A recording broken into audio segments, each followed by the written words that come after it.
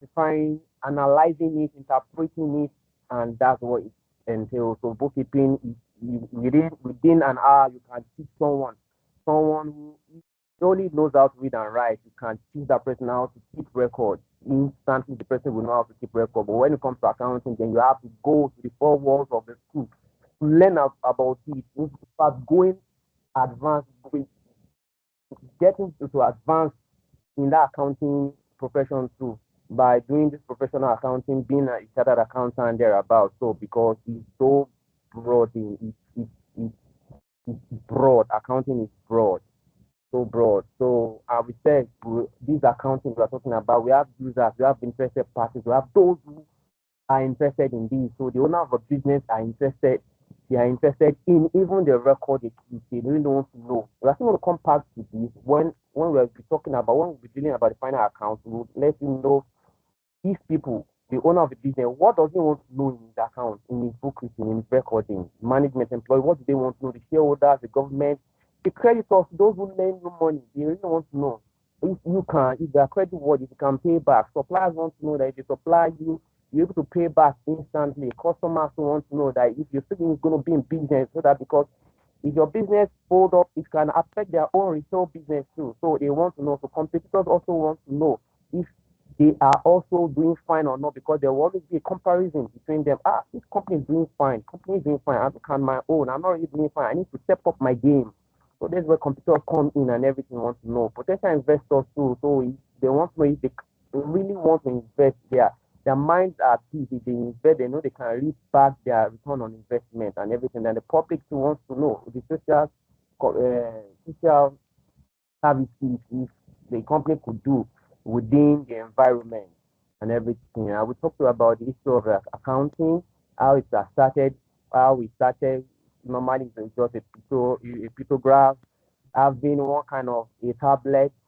Another Moses, I made an example. Moses taking, getting the Ten Commandments written on the tablet. So they write all those things. Sometimes they write it on the wall and everything. So as it advanced, we have our father of accounting, which person who had to bring out, who brought out the principle of double entry, which is Luca Pacioli in 1494.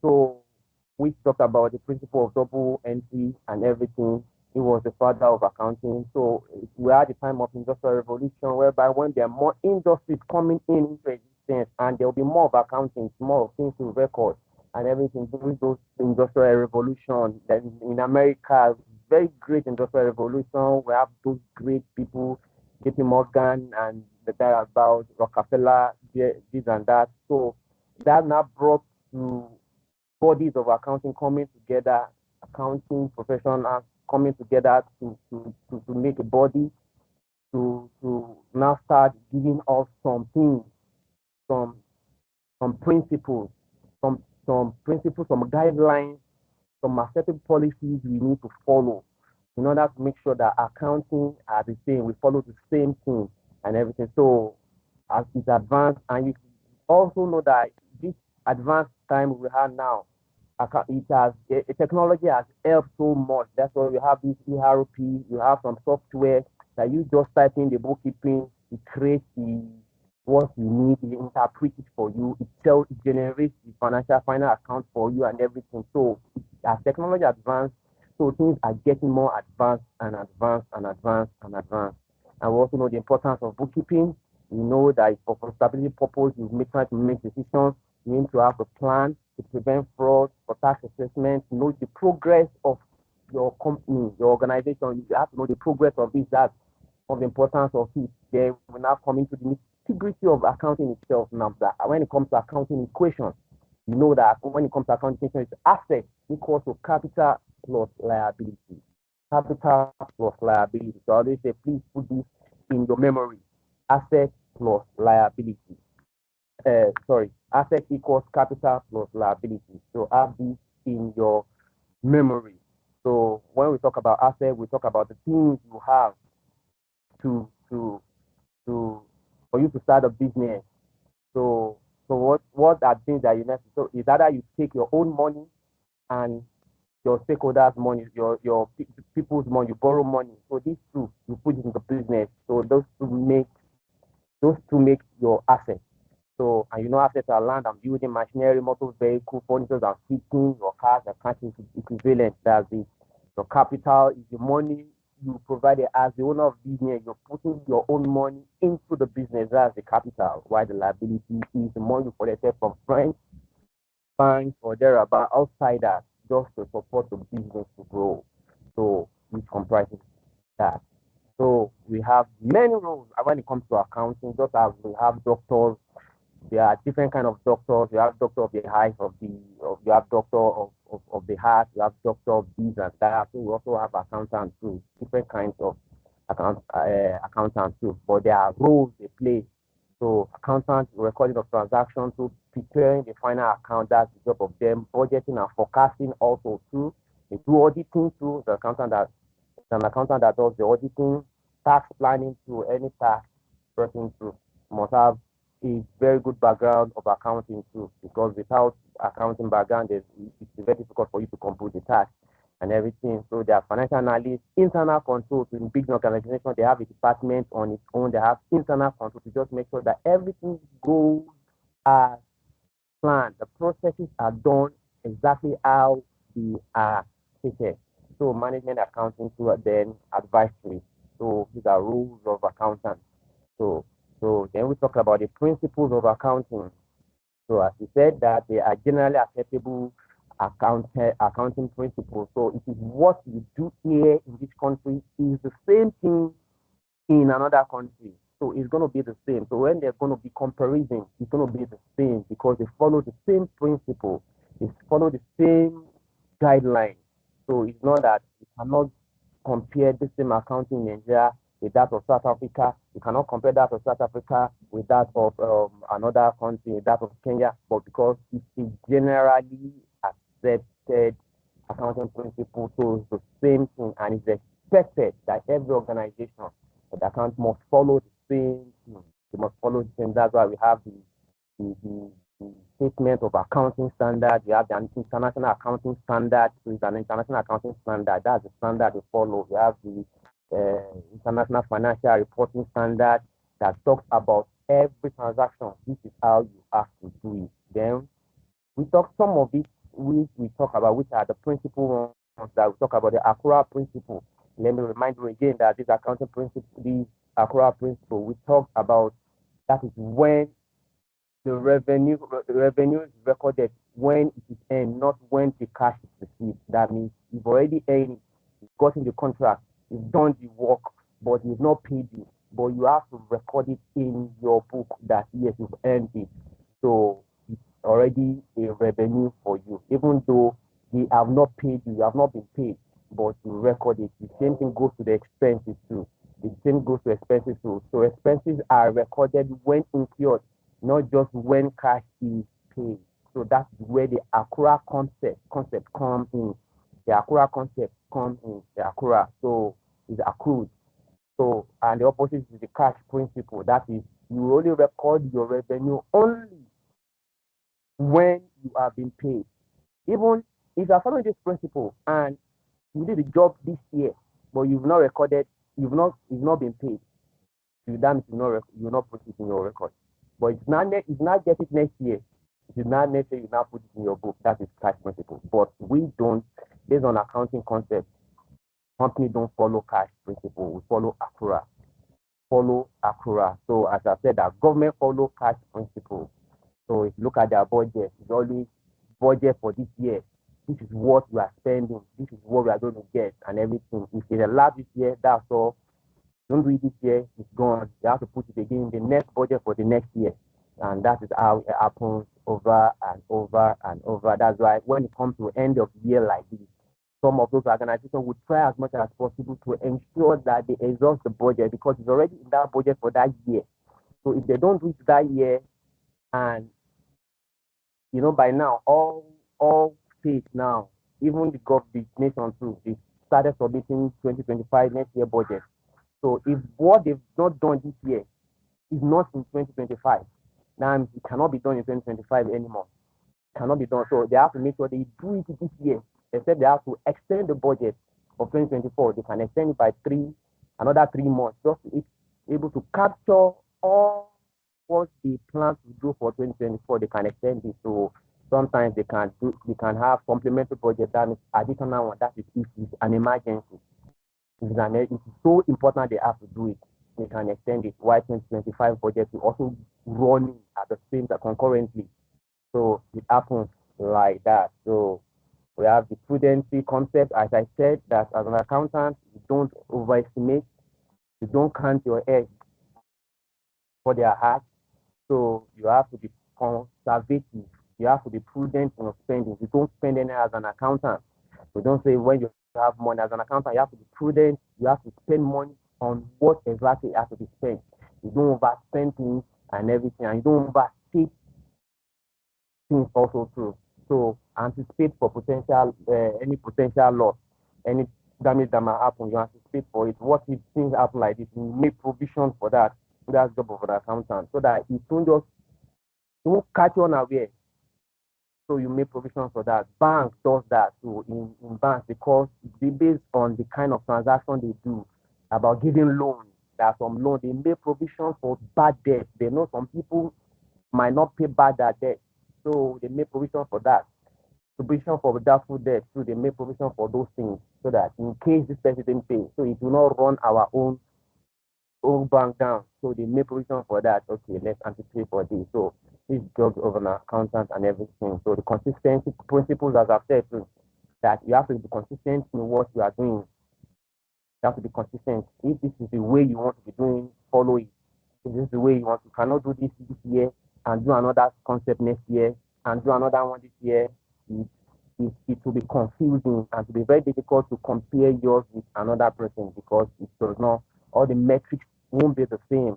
Materiality principles, as I said, through that materiality principles is um um what is relative. So what is material to you might not be material to another person, so another company. So just what, so some things from material, some um I'm trying to look at the word.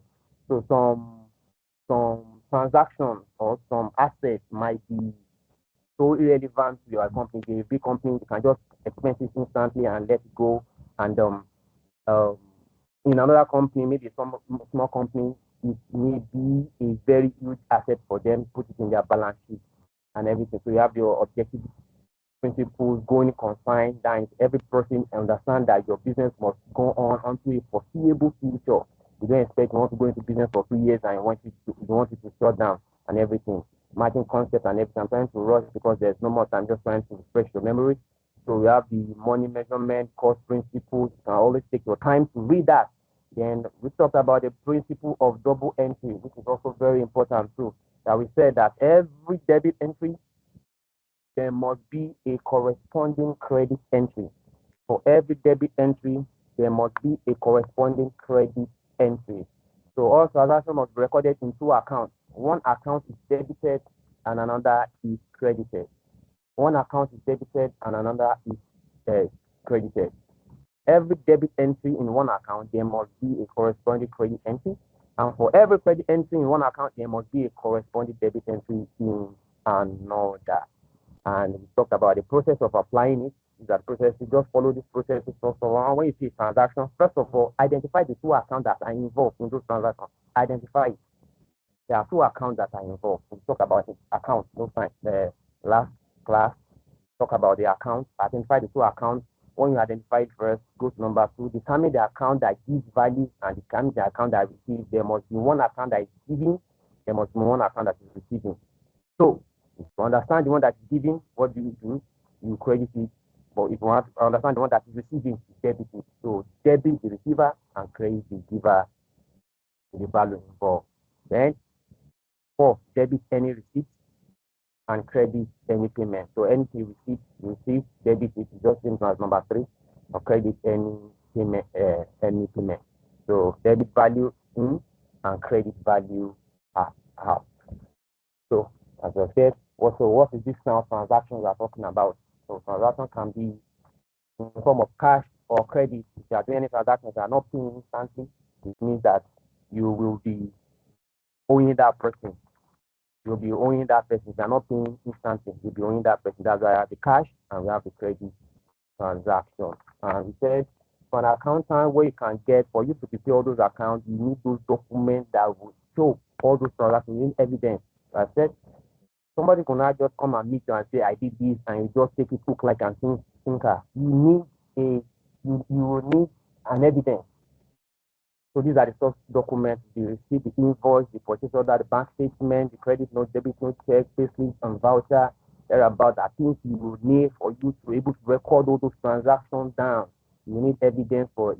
So you buy something, you get the receipt. So these are evidence that shows that there was a transaction. A transaction actually occurred. The bank statement shows that too. As I've said, the account, we have the personal and impersonal. When it comes to personal account, we are talking about person, firm, or entity or organization, so which is the debtor and creditor. While the impersonal, which is divided into two, we have the nominal. And when we're talking about nominal, we're talking about the sales, the purchases, the gains, the loss, the expenses, and everything. While the real is the assets, also vehicle, land, and building. And we talked about, we did examples of all these things. We did examples of all these things. So then we talked about the capital revenues too. So capital and revenue item, capital item or revenue item or recurrent items. So capital items. So they contribute to the company's long-term growth and productivity and does not appear in the statement of profit and loss account. So when we're talking about capital items, we're talking about the land, acquisition of land, building, buying of equipment, improving your assets and everything, maybe increasing the earning capacity of the business, buying more assets and thereabouts. So in government, when you talk about capital items, so when you see government budget, you have the capital expenditure and you have the recurrent expenditure, the capital expenditure. When you talk of building of schools, building of roads, bridges, buying of maybe buses and thereabouts, these are capital expenditures. While the recurrent expenditures are the paying of salaries, training of staff, and everything. So these are recurrent expenditure for revenue items. As you can see, sales, revenue, maintenance, when you have the maintenance, expenses of day-to-day situation and everything. So the books of original entry, that so from those source documents, where do you record it? You record it in your journal.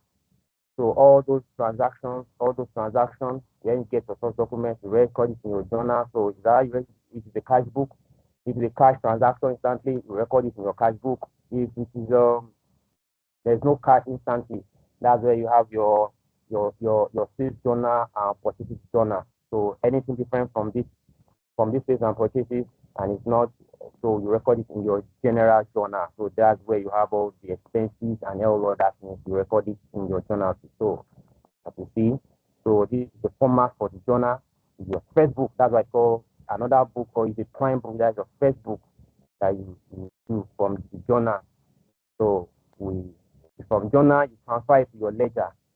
You have your ledger. Your ledger we treated in the class the last time.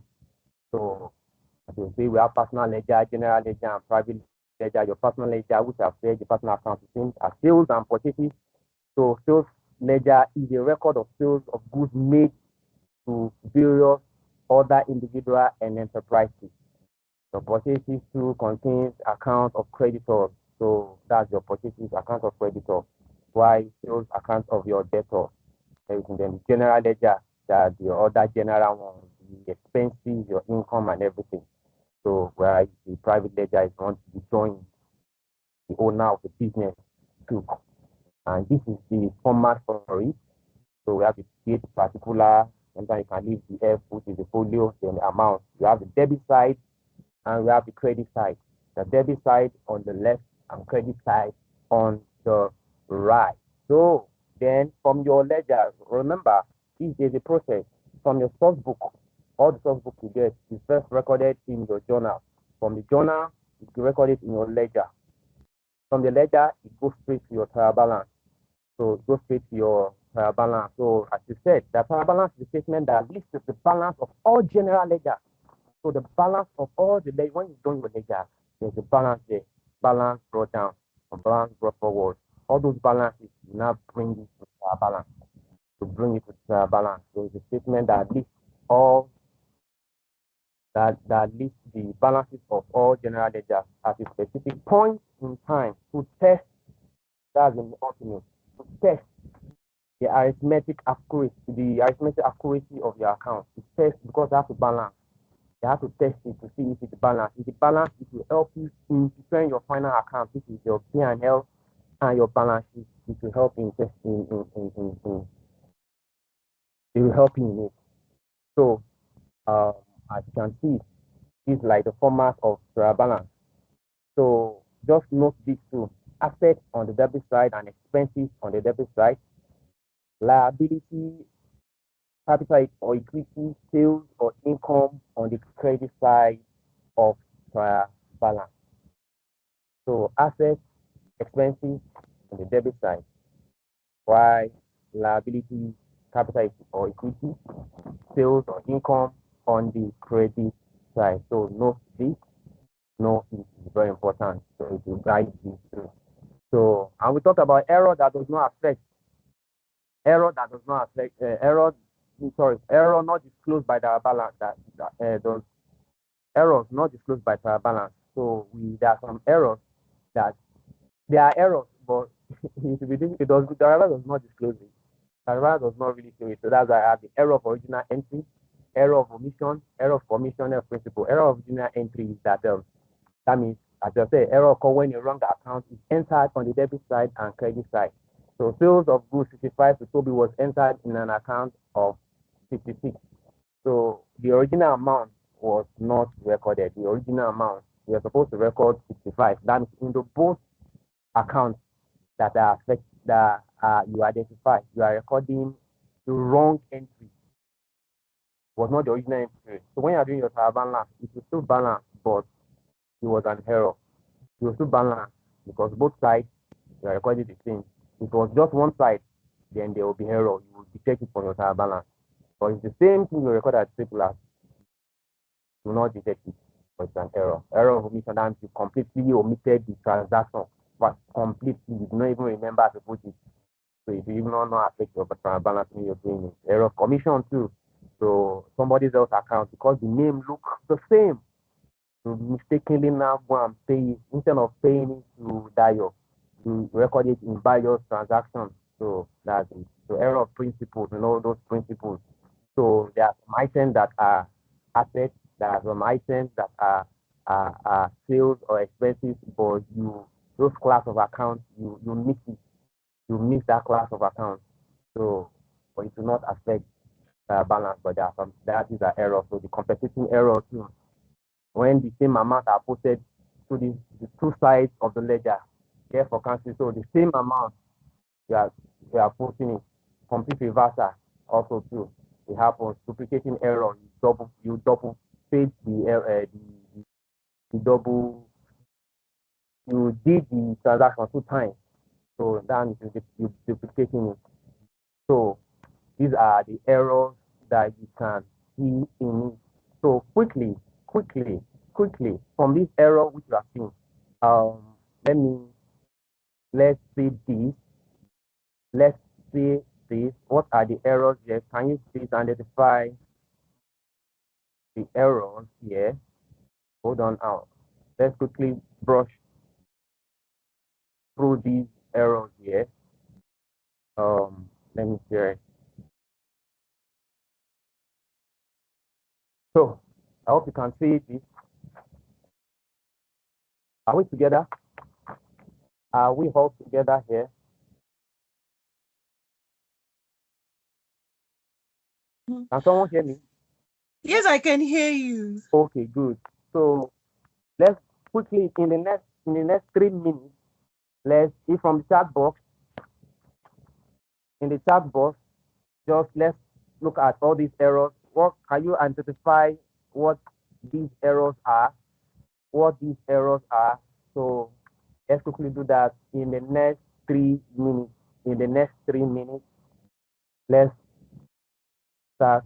Just say A, error of this, B, error of that, C, error of this. What kind of error is this? Let's quickly look to it. Let's start typing so without wasting our time. Without wasting our time.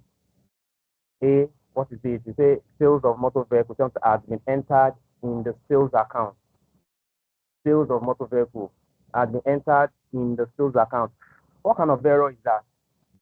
So type into that box. What kind of error is that? Anyone? Let us know which because we have very limited time and we have a very long way to go. That's a very long way to go. But if you cannot type into chat box, can you just unmute your mic and let me know what kind of error is it? What kind of error is it? What kind of error is it? Anybody? Anybody?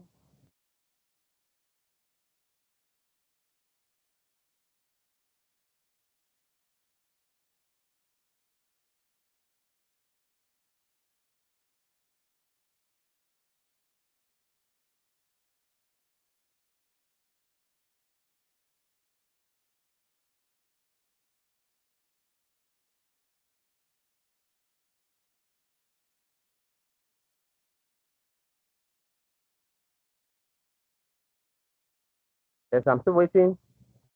A is what? The first transaction is what? Okay, I think someone.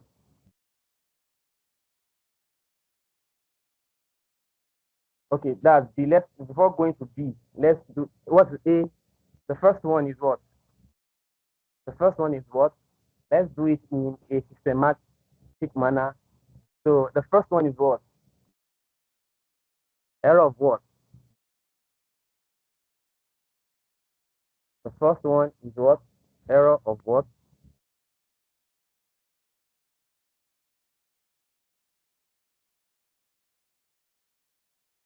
Yes, yes, yes. No one is asking that. Okay.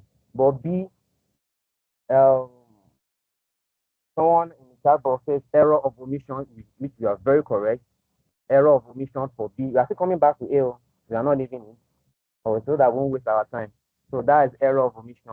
You can see that purchase of goods from Talkback 25 was completely omitted. Even from the word, you know it's already omission. So it was completely omitted from the account. So that gives you a clue already what it is. That's error of omission. So that's for B. What about C? Goods of 15,000 returned to Olamide was entered in Olumide's account. What kind of error is that? C, what kind of error is that? If you can type in the chat box, you can omit your mic and please say what kind of error is that? Okay, that's error of commission. Error of commission, fantastic. You're right. I clap for you. That's it, error of commission. So it was different. The name looked the same, but there was an error there. Then D, cash paid to James 10,000 was entered on credit side of his account and debit to credit on debited to his cash. Remember, look at the transaction. Cash paid to James. First of all, identify the class of accounts, which one is debiting, which one is crediting. So you know there's an error there already. So what kind of error is that? What kind of error is that?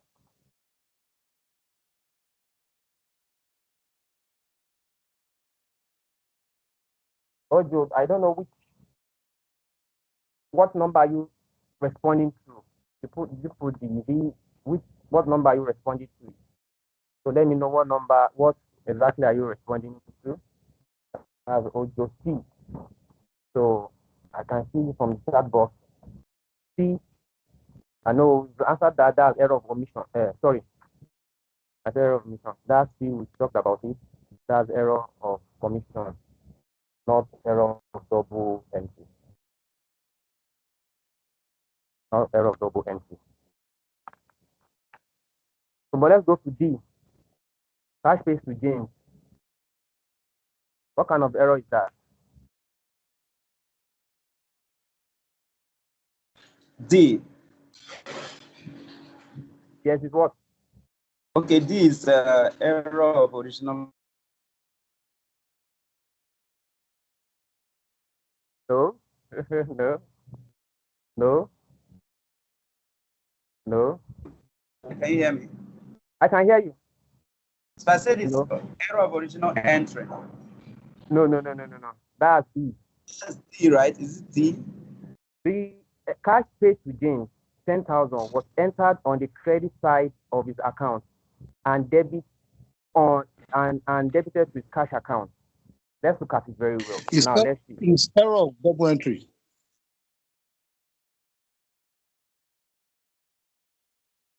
No, no. So it's error of complete reversal of entry. Error of complete reversal. It was supposed to be cash paid. When you were paying cash, what happens to what happened to to cash?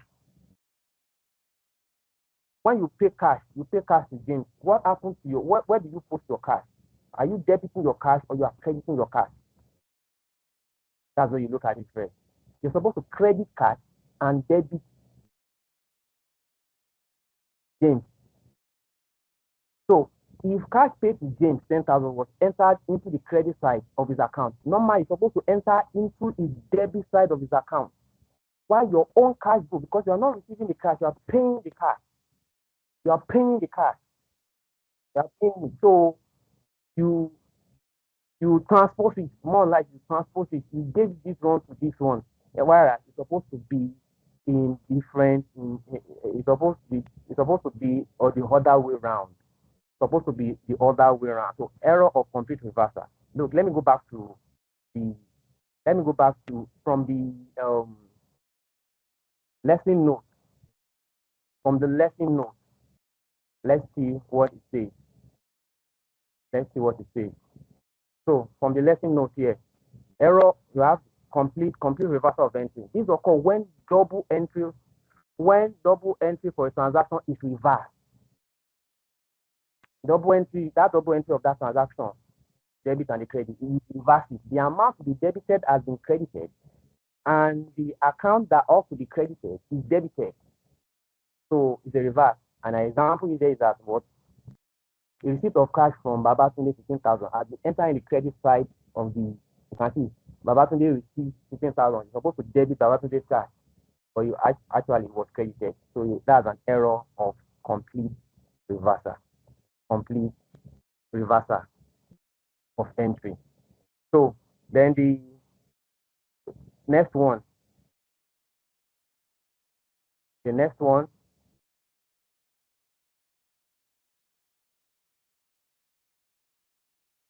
E,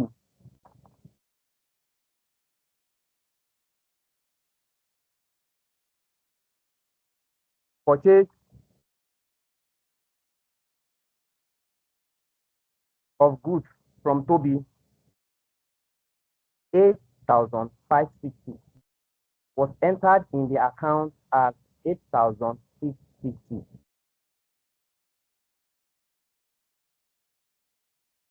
What is it? You can't, okay, you can't hear me clearly. I hope you can hear me. Someone saying you can't hear me clearly. I don't know if it's going to be my network. Please let me know if you can hear me clearly so we know where the fault is coming from. I hope you can hear me clearly. Yes, we can hear you clearly. Okay, all right.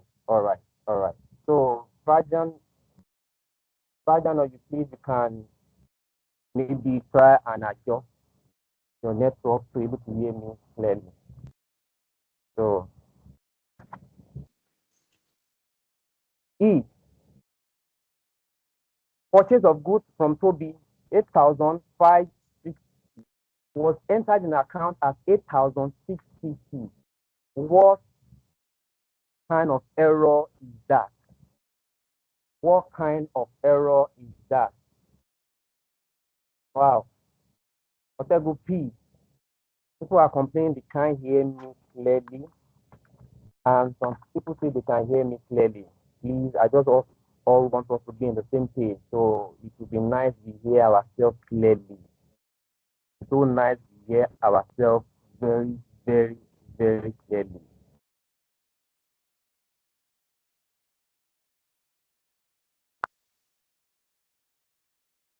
E.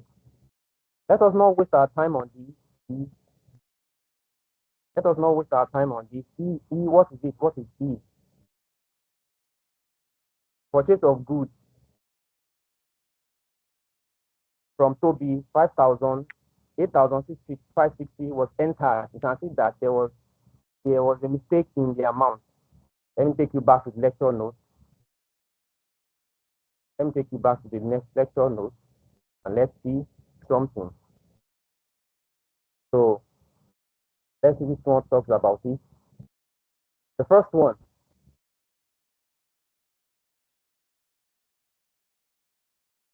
That's the first one here, error of original entry.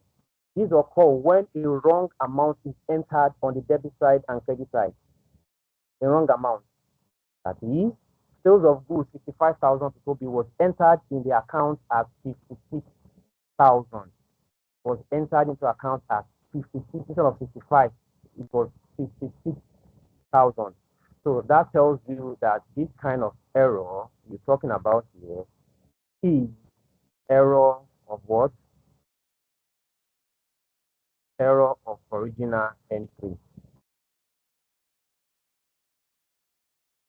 That's the error of original entry. So that's for that. And we said E was okay. F. I'll be waiting for the F. What is that? I won't answer that until someone in the class answer that for me. F. Payment to AB has been entered twice. Has been entered twice to the account. So what error is that?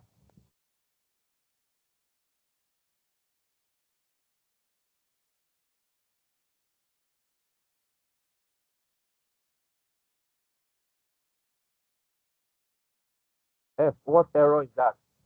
The payment was entered twice.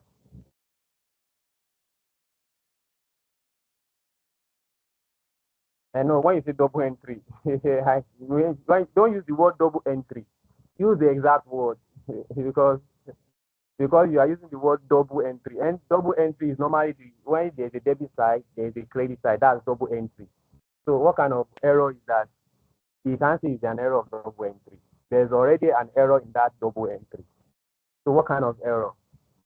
So you cannot say because you see the word double. So let's leave that double, remove that word double. So what kind of error do we say it is?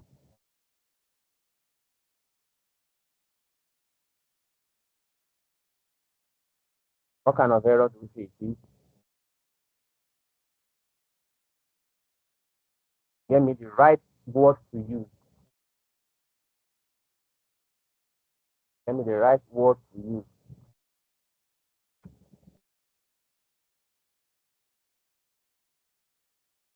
Yes, we are dealing so much on this and we still have a lot of class work to do that I still have on ground. So don't let us waste. You have limited time here.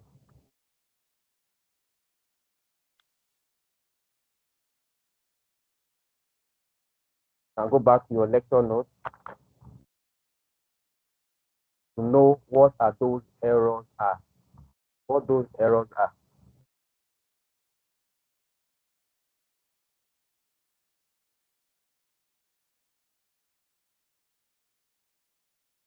So let me now refer you to the lesson notes. So from the lecture notes, the last one.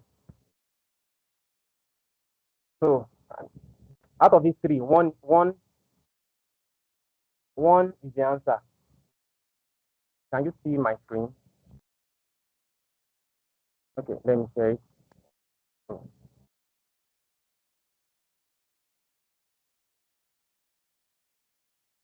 Out of these three, one is the answer.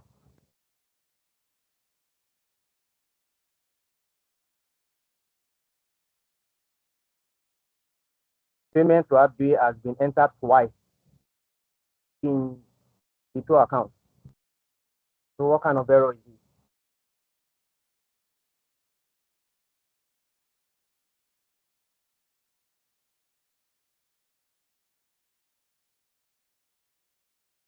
What kind of error is it? Yeah. OJ, duplicating error. That's it. Duplicating error. Error of duplication. Error of duplication. That's the answer. So error of duplication. Yes. Error of duplication. That is the answer. Error of duplication. Then this A that we all neglected. Sales.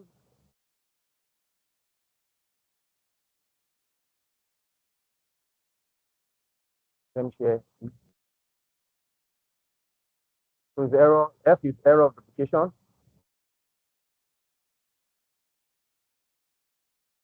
Then A, sales of motor vehicle has been entered into sales account. So as I've said that there are classes, all those classes, you should know which one. So because it is sales, motor vehicle is not their inventory, it's not their day-to-day operation. They are not selling vehicles. It's not that they are selling vehicles. So they sell part of their assets. Normally, it should go to motor vehicle account. That's where it should be recorded. But unfortunately, mistakenly, it was recorded in the sales account. It was recorded in sales account. So what kind of error is that? What kind of error is that? It's supposed to be recorded in the motor vehicle account, but it was recorded in the sales account. What kind of error is that? What kind of error is that? So is it original entry, error of omission, commission, or error of principle? Which one is it?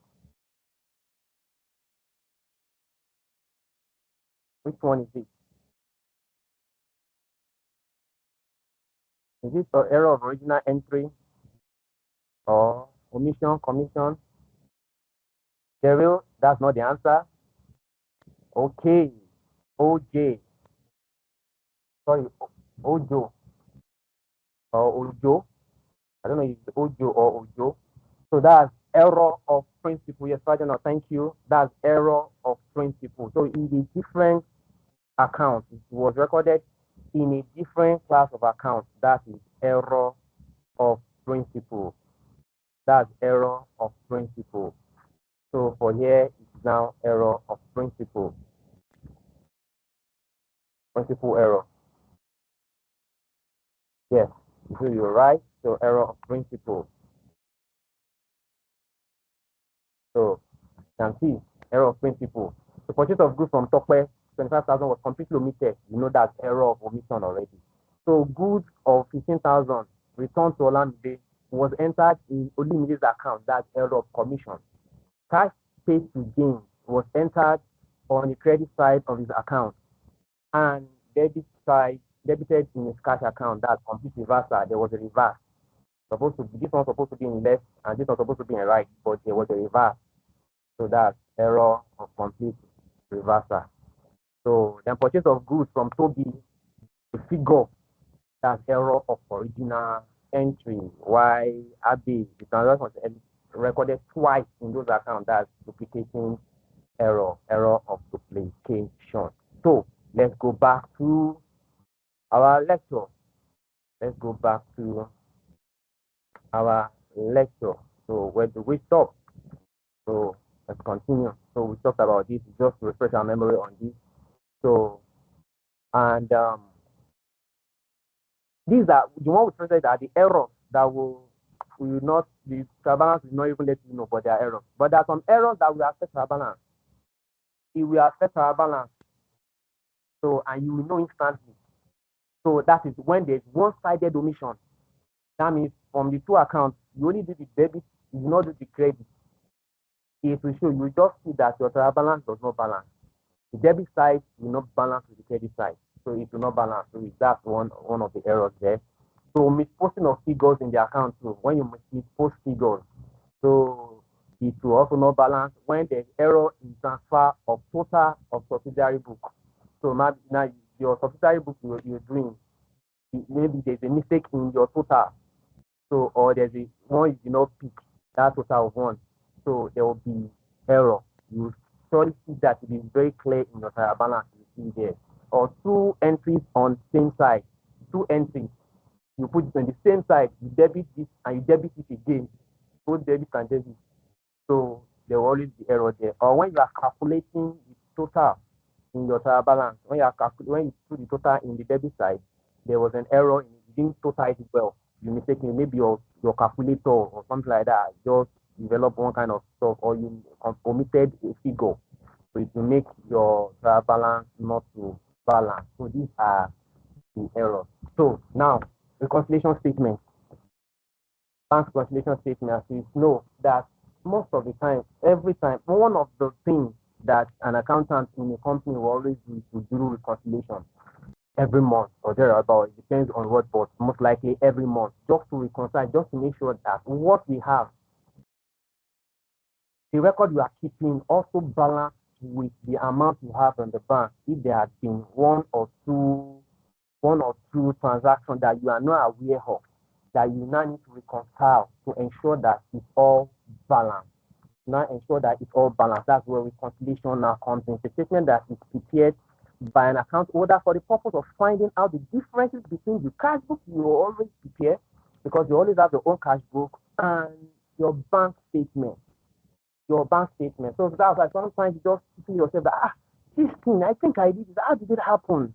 Then they will refer you to your bank. Oh, okay, go and check your bank statement. This transaction I did not see. So until you now go to your bank statement, you print out your bank statement and say, oh, so this transaction actually came in. So this person actually paid this money, because I didn't get any text message. I didn't get any alert that this money came in. So you refer to your bank. So you now start doing your own. Okay, let me remove this. Okay, now balance is what I am supposed to have. This now it balances what I'm supposed to have. So that's where the bank reconciliation comes in, statement comes in. So you balance your cash with your bank balance. So that is it. So because there are always going to be reasons why your cash does not balance with your bank. Reasons why. I hope you can hear me. Please, you can hear me, please let me know. Just tell me you can hear me. You can hear me. Please let me know if you can hear me. Are you all with me? Let me Yes, know. we can hear you. Yes, we All can right. hear you. All right, thank you. So reasons why your bank sometimes does not, your cash book does not balance with your bank statement. And number one, you have the unpresented check. I don't know if the new Zs we have, the Gen Zs we have this now, they've seen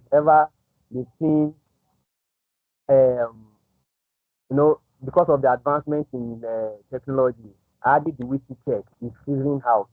People don't really make use of checks, but then mm, as technology is growing, now you can make transfers. Just open your app, do your transfer instantly. You can even access your bank statement instantly. But then you can only get your bank statement if you go to the bank, they generate it for you, or at the end of the month, they send it to your mail. And you have a check if you want to make transfer to some people. For the advent of this transfer, you can do, or this is USSD code or thereabout, you can do. Some companies still make use of check, but it's fizzling out little by little. And in no time, check will be of old school. So we have unpresented check. Unpresented check, those who are familiar with check. So unpresented check, so check. So these are checks released or issued out, but which are yet to be presented to the bank. You as a person, you issue out a check to someone. You issue out a check to somebody, write the person's name, and you give that person. The onus now lies on that person to go to the bank, present the check to the bank at the counter, and convert that check to what? Money, to cash, and collect it. But you have issued out that check to this person in your own account, because you issued it out, let's say 50,000. In your own cash book, you've already written, yes, I've given Mr. K 50,000, maybe for his wedding token or for something like that, or naming ceremony. You've issued out that 50,000, and you've deducted it from your own account that this money has gone to Mr. K. But Mr. K, he held on with that check. He did not go to the bank. He kept it. See, maybe he's busy. He has not gone to the bank. And at the end of the month, when you printed your bank statement, do you think your bank statement, the balance your bank statement will balance with your cash?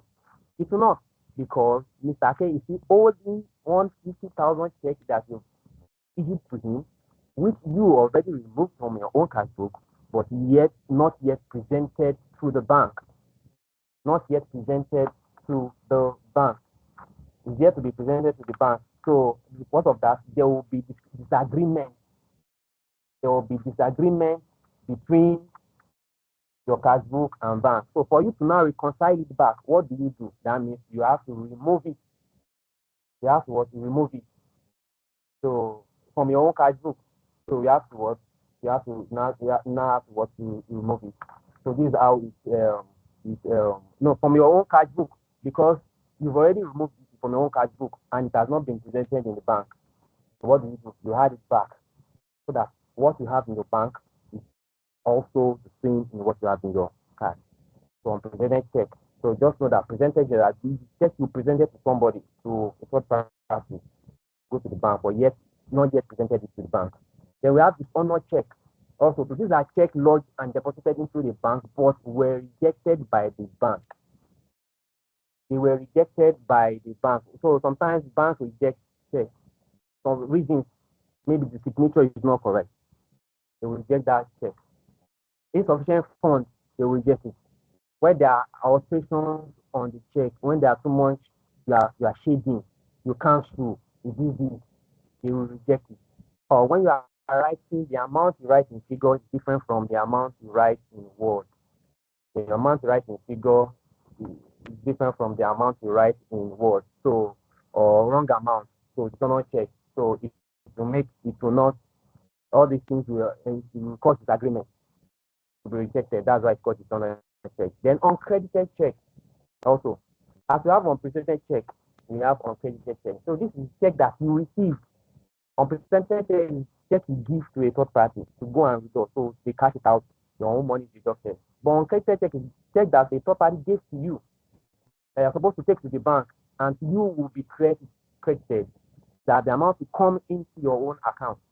So these are checks which have been received and entered in by cash book. Because you've received that check, you've written it, in fact, you've even taken it to the bank. You have even taken that check to the bank. And you will know, this money has now entered. So, and you've recorded in your own cash book that you've received the money. But the bank is here to credit you. They are so familiar with checks. If you're having a check of another different bank from your bank, it takes 2 days to clear. So as at the time when you are doing your reconciliation, maybe the check is yet to be cleared. So it takes 2 working days. So if you pay it on Monday, especially if you pay it very early before 12, then your bank will credit you on Wednesday. That's when you now be credited. So maybe on that Monday, maybe on Tuesday, you're not doing reconciliation. To you, you already recorded in your card that you received this money, 100,000. My daddy gave me 100,000. I've recorded in your own cash book, but the bank is yet to credit you. So that's uncredited check. So for that, for you to be able to reconcile with your bank, since you already added it before, you have to remove it so that it will balance your bank balance. And we all know bank charges. We all know now every transaction you make, there's always charges. There's always charges at the end of the month. There's always another lump sum, maintenance charge, and these text message charges and everything. So when you look at the bank statement, you have to what you sum it up. You know the charges for the month that you've been incurred. Credit transfer also. I hope you can see my screen. I hope my screen. Yes, we can see your screen. All right. So the standing order. Sometimes you make orders to the bank to tell them every year. Final says you cannot see my screen. Please let me stop sharing and share again so that people can see my screen. Yeah.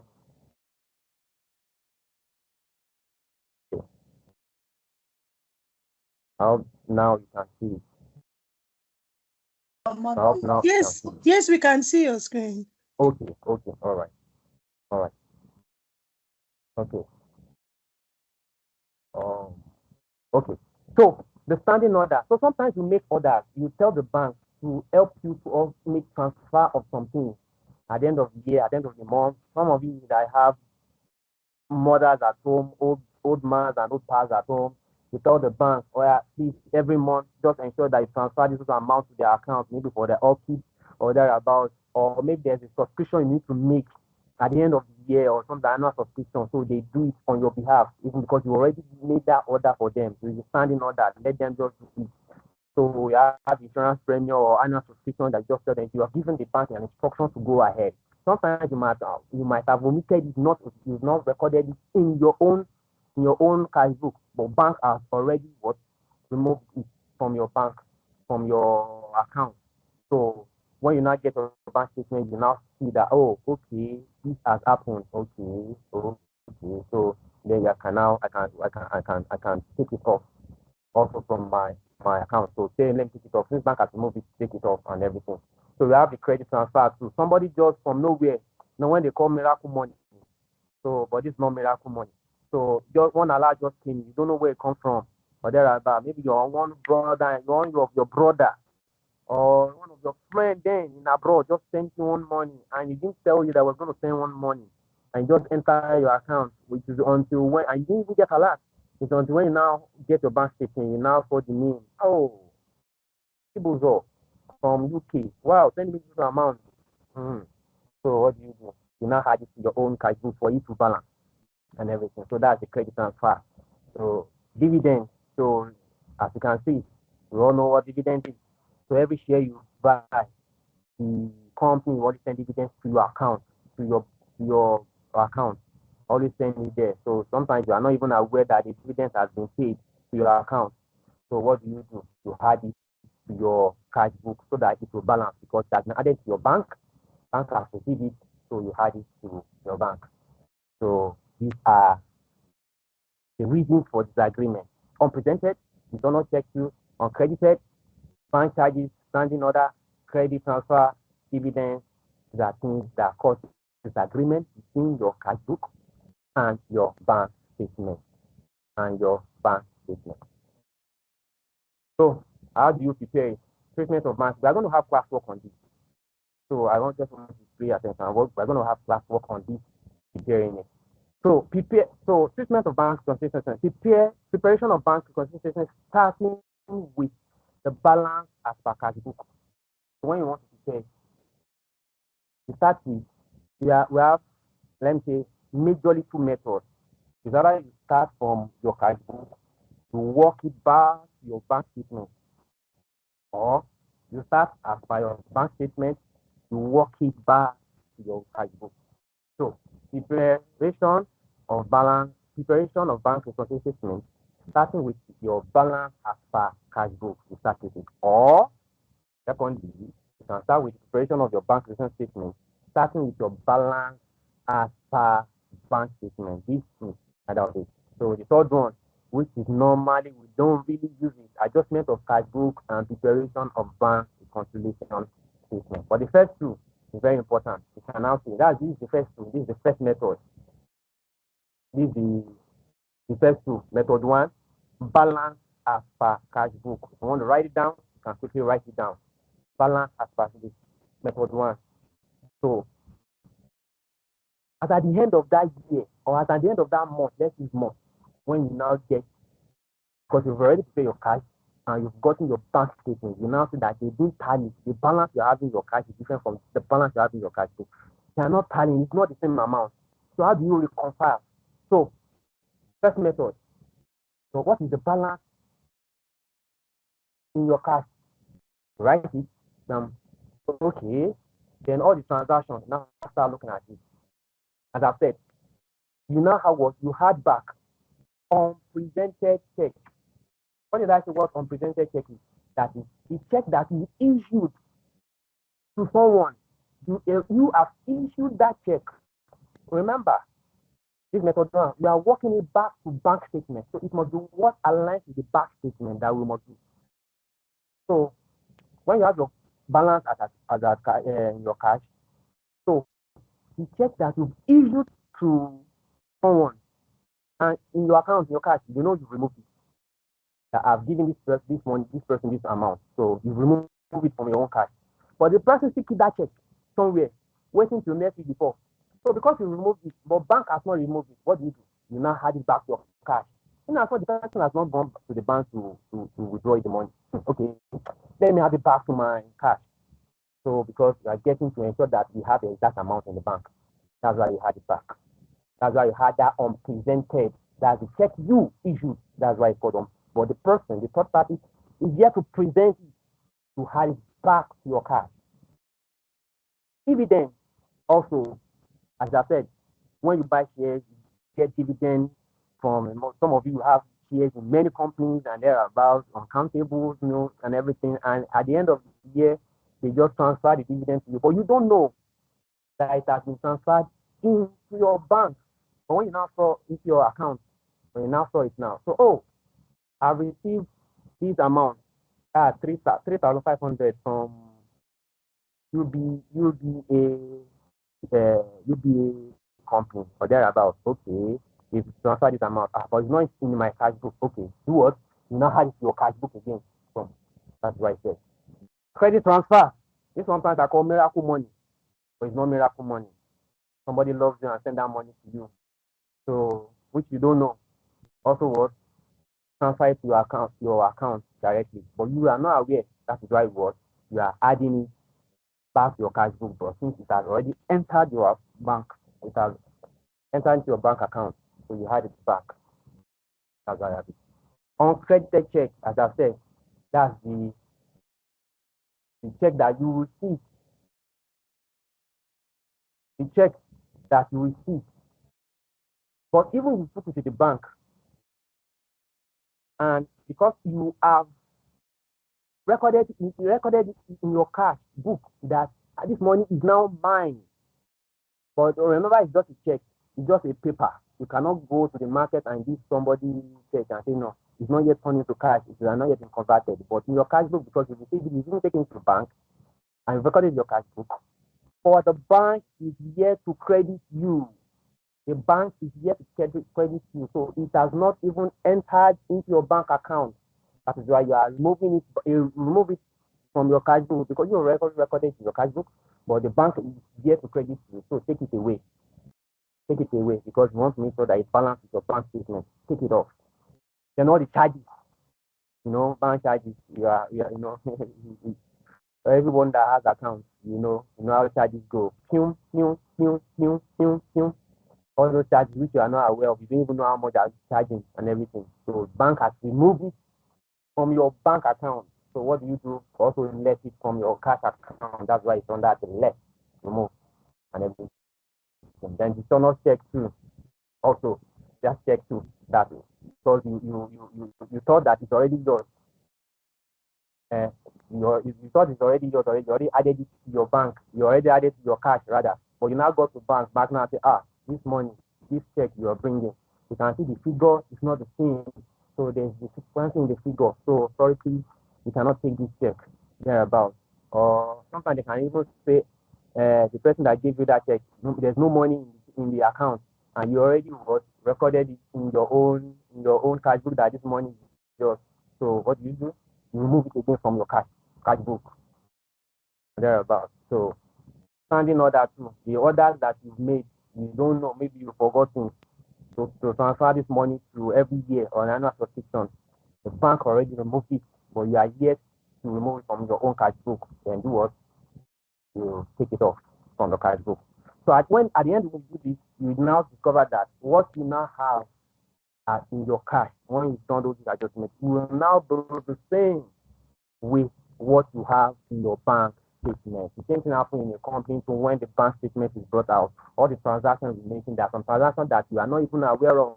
When you not get, okay, I didn't remember to do this, I didn't remember to add this. Okay, so for my cash book now, I can now see now it's balanced. So you now do those transactions you omitted, you'll be able to balance it. So that's method one. Method two, that you are starting from bank statement, you are working it back to cash book. So it's just a reversal. So that was it's just a reversal of, so the one that you had, you left, the one that you left, you had. So just take a, just glance at it, take a look at it. So from the cash book, you can see that we added unpresented dividend and transfer. So when it comes to the method 2, we are working from bank statement to cash book. Then you know what, it's going to be less. Why the one that is less will not be the one that you will have. So that is for bank statement. That is for bank statement.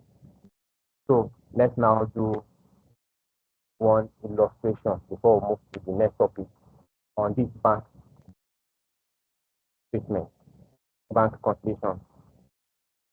So let's look at one last topic. Let's look at one last topic.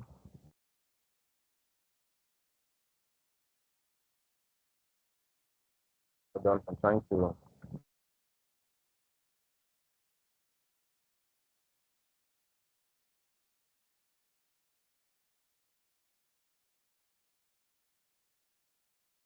Okay. So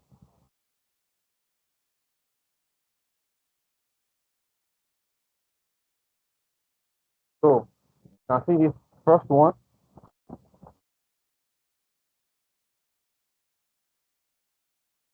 I see this first one.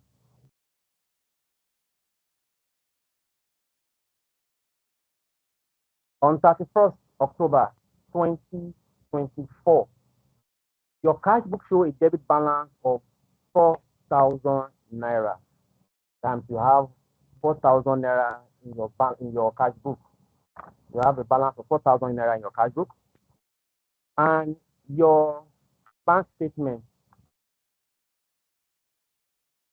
your bank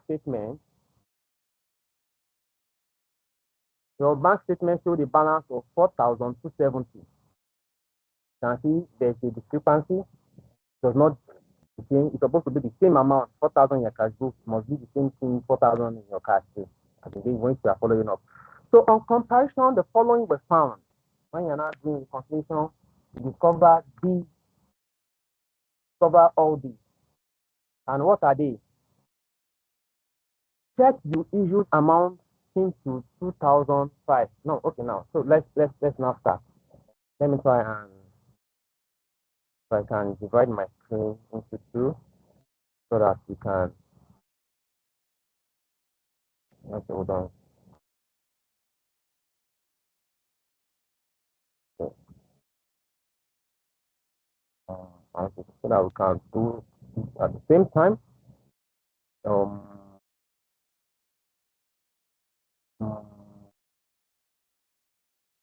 Okay. All right. Very good. Okay. That's good.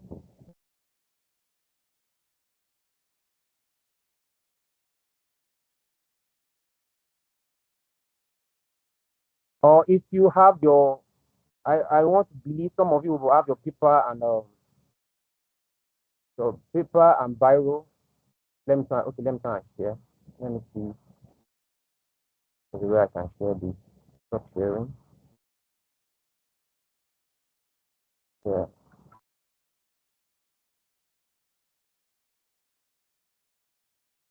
I can share the two at the same time.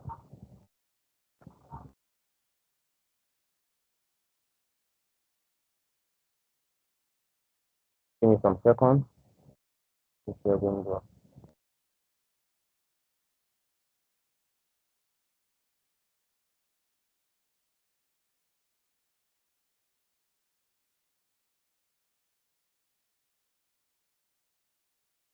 Okay. I hope you can see my screen. Yes, please, we can see your screen. All right, good. So let us now start. So I'll do this first illustration. Then you do. There's another illustration, another classwork you will all do. So you have your bank reconciliation statement. You have your bank reconciliation reconciliation statement. Just holding it.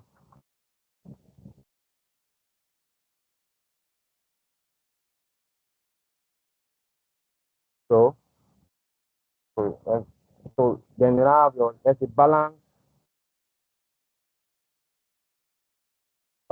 as per cash book. So we are working on to use method one, balance as per cash book.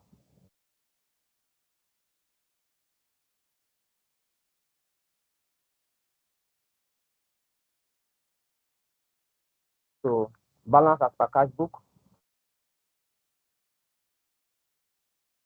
and we just have bank reconciliation statement as at what date was that? End of October 2024. So when preparing it, what was our balance as per cash book? So let me have it in the second column. Then we have the Naira sign here, another Naira sign here, two Naira signs here.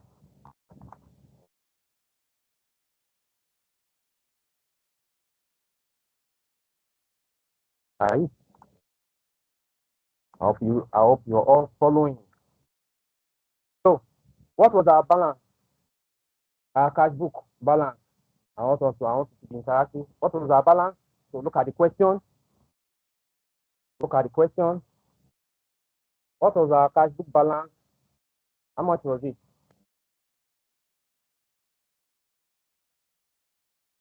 You can unmute and talk, please. I'll say it on the chat box. What was our cash book as at 31st December? What's it showing? What was our balance?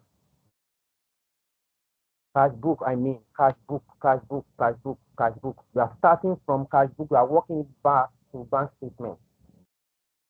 Read the question very well. Read the question. 4,000. 4,000. 4,000. You can see on the 31st October, 2024, Father, no, it's 4,000. They said your cash book showed a debit balance of 4,000, but your bank statement showed 4,027. So you want to walk now back to 4,270. So that's what we'll be doing at the end of it all. You must now arrive at 4,270. We must arrive at 4,270 at the end of this reconciliation. We want to arrive at what the bank, the record in the bank. So the first one says, a check you issued, as you can see, a check you issued amounting to 2,500 had not been presented for payment. Had not been presented for payment. So had. So what do we call that one? A check that you issued but has not been presented. So, but because you issued the check, you already have it in mind that this money has gone. You issued, so you have issued it to your friend that did party to support him. But in your own cash book, you already removed it. But your friend that did the party has not gone to the bank to cash it. So what do? It's an unpresented check. You what? You had it back to your cash, to your cash book. I hope you're following. The check, you issued it to your friend. Your friend is celebrating a birthday, and it's a token. You don't have gifts, but you have money. Normally, obviously, you will have just done transfer. Open your phone and just do transfer to his or account, and that's all. Instantly, your cash book, you know what you have. Your bank book, it will always balance at the same time. But in a situation whereby there's no *****373 or this or about, or you open your app, but you have to write a check. in your own account, you'll be writing that this 2,005 I've given to my friend. But in your account, your account that is in the bank, that the bank is helping you to maintain, it has not been presented. So it's still there. So because of that, this money, okay, let me add it back. Because you want to walk back this transaction to what you have in your bank. So the check you presented and has not yet been taken to the bank, be cashed out, and for you to be removed from your account, you add it back to your own cash book, which is 2,500. So also we have another one. The bank rejected check amounting to 140,000 naira. 140,000 naira. So that means this check, when you when you got the check, you already added it to your own account. When you got the check, I've gotten this check, you already added to your own cash book. But you maybe now go to the bank and now discover that there are alterations, there's error in it, and thereabouts. There's error in it, and you've already added it to your bank, to your cash book. So what do? You left it. So let me put anything that is left that you remove. Let me put it down here. So which is called dishonored check.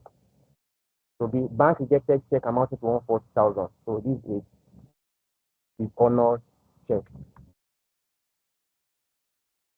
Honor check. So how much is it? 140. So C, standing order of 700 for annual subscription.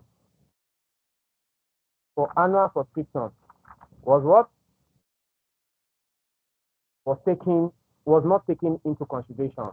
So that's the standing order. So bank has removed it because the standing order, you gave the bank an order to remove it, but you are yet to remove it from your cash book. The cash book that you are maintaining, or bank has removed it. So what do? You add or you left? Because bank has removed it from your cash book. If not removed it, what do? You left it from your cash book. So which is what? Standing order. Standing order. 700. B, a customer Larry directly, paid 170,000, 170 naira directly into the account without any notice to you. So Larry paid money into your account, your bank account, not your cash book, directly into your account, but we don't know. You don't know. So the money has entered your bank, but you yet record it in your cash. So what do? You had it. That is a credit transfer. Credit transfer. You had it. How much is it? 170. Next E, bank charges. No, you all know bank charges. Bank already removed it from you. So what do? You also remove it from your cash book. Bank charges. How much is bank charges? 160 naira. 160 naira. F, a dividend of 250.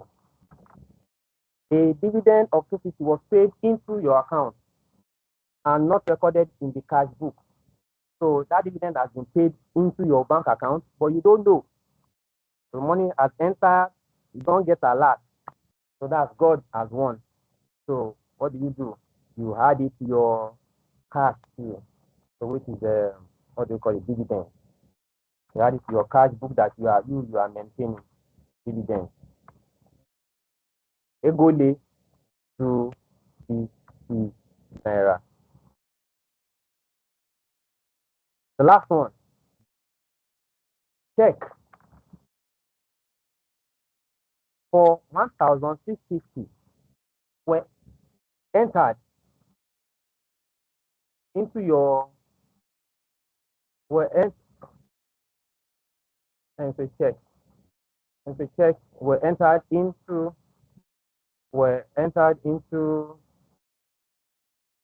your cash book and paid to the bank, but had not been cleared, so not credited. Has not been cleared. That is, that check, you got it, you paid into the bank, they will receive it, but it's yet to be cleared. So at the time when you're doing this reconciliation on the 31st of October, when you're doing this reconciliation, that money is presented to the bank, that check you present to the bank, they are yet to credit you. They are yet to credit you. But in your own cash book that you were doing before, you already added it in your own cash book that this money I don't get them.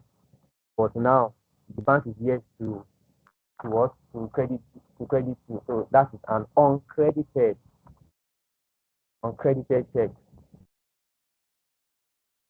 which is 1,060. That's all. So this will now let us know if it not tally with our bank statement that says our bank balance of 4,290. We are working towards getting at the end of it all 4,290. So balance as per bank statement will be what?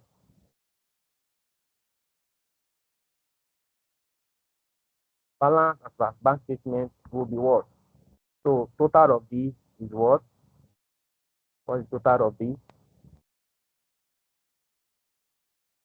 Total of this is 2,920. So to bring it here,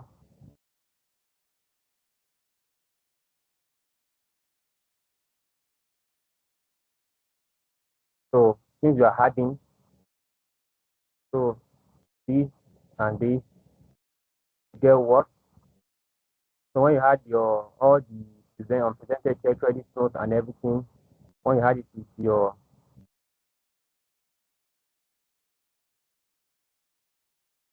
sorry, you have to add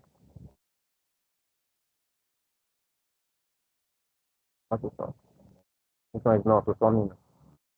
So just add this plus this amount. You have your 6,920.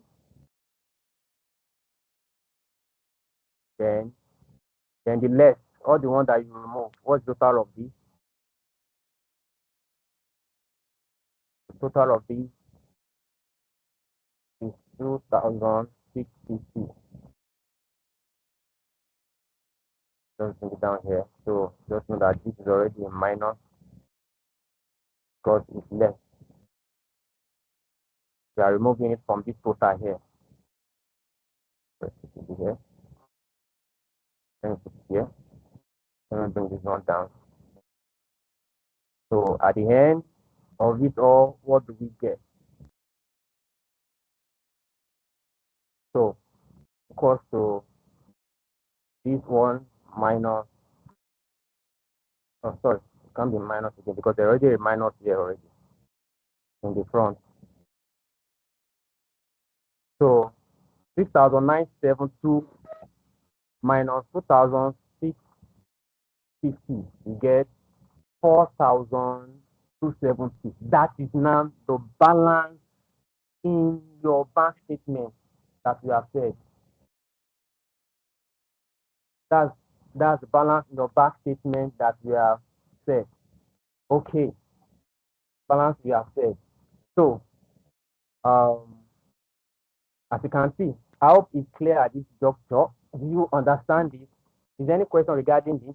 Any question regarding this?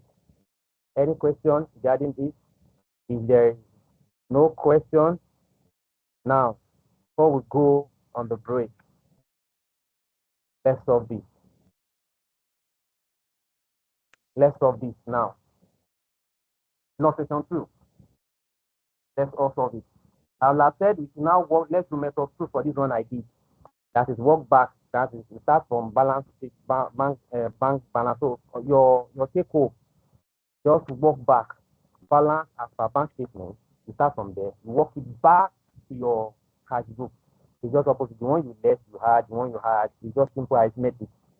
But once you just know what all those unpresented, where to deduct and when to add. So illustration 2. Let's do that before we go on a break. In the next 15 minutes. So at least illustration 2. That's all. In the next 10 minutes. This is by 11:50. So do it. If you have your laptop, you can do it there. If you have your writing material, you can do it. So let's say 5 minutes. Let's do it in the next 5 minutes so that we can all walk back. And can see the illustration says that as at 31st December 2023, the cash book of the trader showed a balance of 4,780, while its bank balance is 5,540. And it was discovered that the following transactions were responsible for the discrepancy between the two balances. Checks issued amounting to 770. So let's in the next, let's say 5 minutes. Let's all do it. So they will now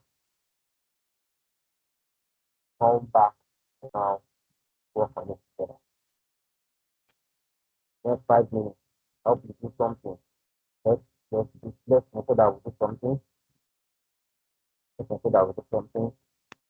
So our deputy pilot, I've just look at your notes, everyone, to see how you are doing it.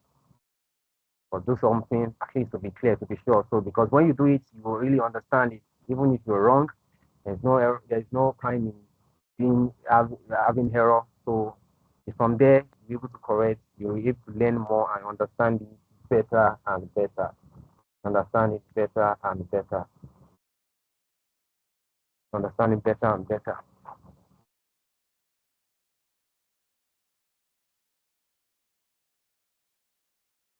So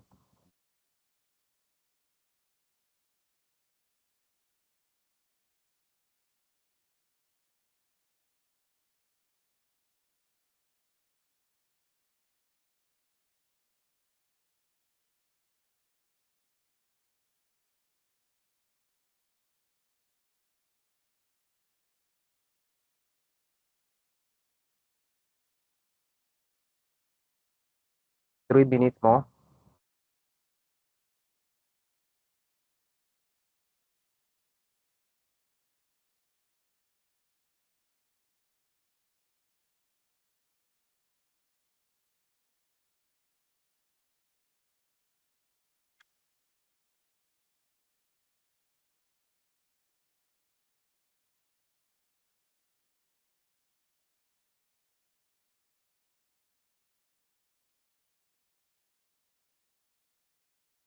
Hello, Mr. Samuel. Yes.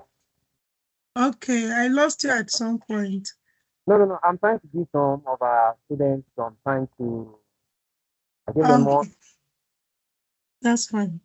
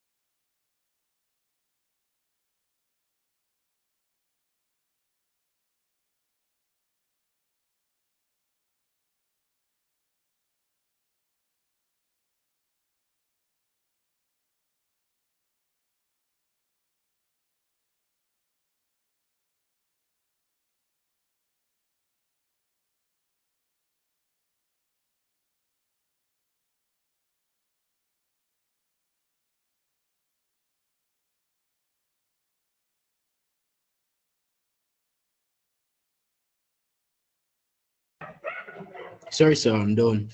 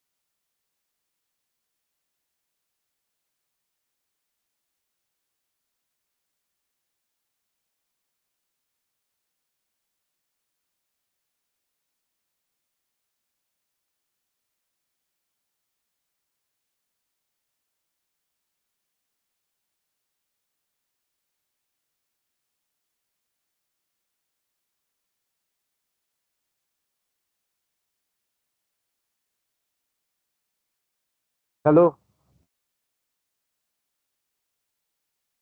hello. Hello? I can hear you. Okay, sorry because I couldn't hear anything. So you can take over. I've been talking. I don't know you all hear what I've been saying. Oh no, we did hear you. Close watching is not what everybody really like to. Some like it, but not like to. um, No, no, no, no. Yeah, my member, she's having class. How about session back on June? She's very busy. Also, we have reduced You, Mercy, you can take over. Oh, Because okay, of all this. right. Yes, yes, Okay, that's fine. yeah. Okay, everyone, please, we are sorry for that silence. I couldn't even hear him also. He was muted. All right, please, we'll be going on a 30 minutes break and we'll be back at exactly 12:30. Please don't go far away. We still have a lot to cover. All right, see you all in a bit. So see you all by 12, please. So let me charge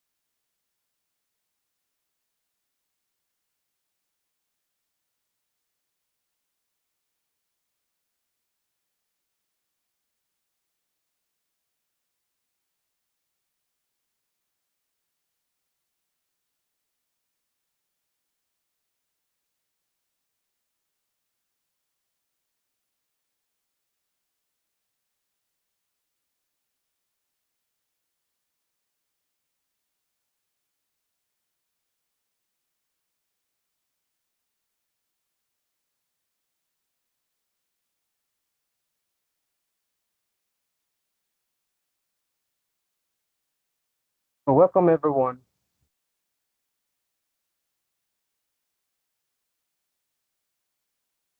Welcome. I hope you can hear me. Can you hear me, please? Can you please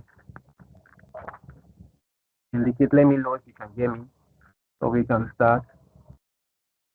This is 5 minutes after the break.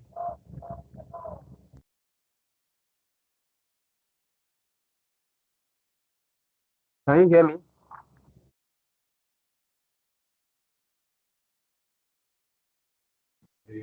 Yes, we can hear you. We can hear you. Okay. All right. Thank you. Thank you. Yes, Samuel, you can please go ahead. All right. All right. Thank you. So, well, the time now we have, so we still have a lot to catch up. So I'll try and make sure we do it as fast as possible so that we can um, get something. Let me share my slide.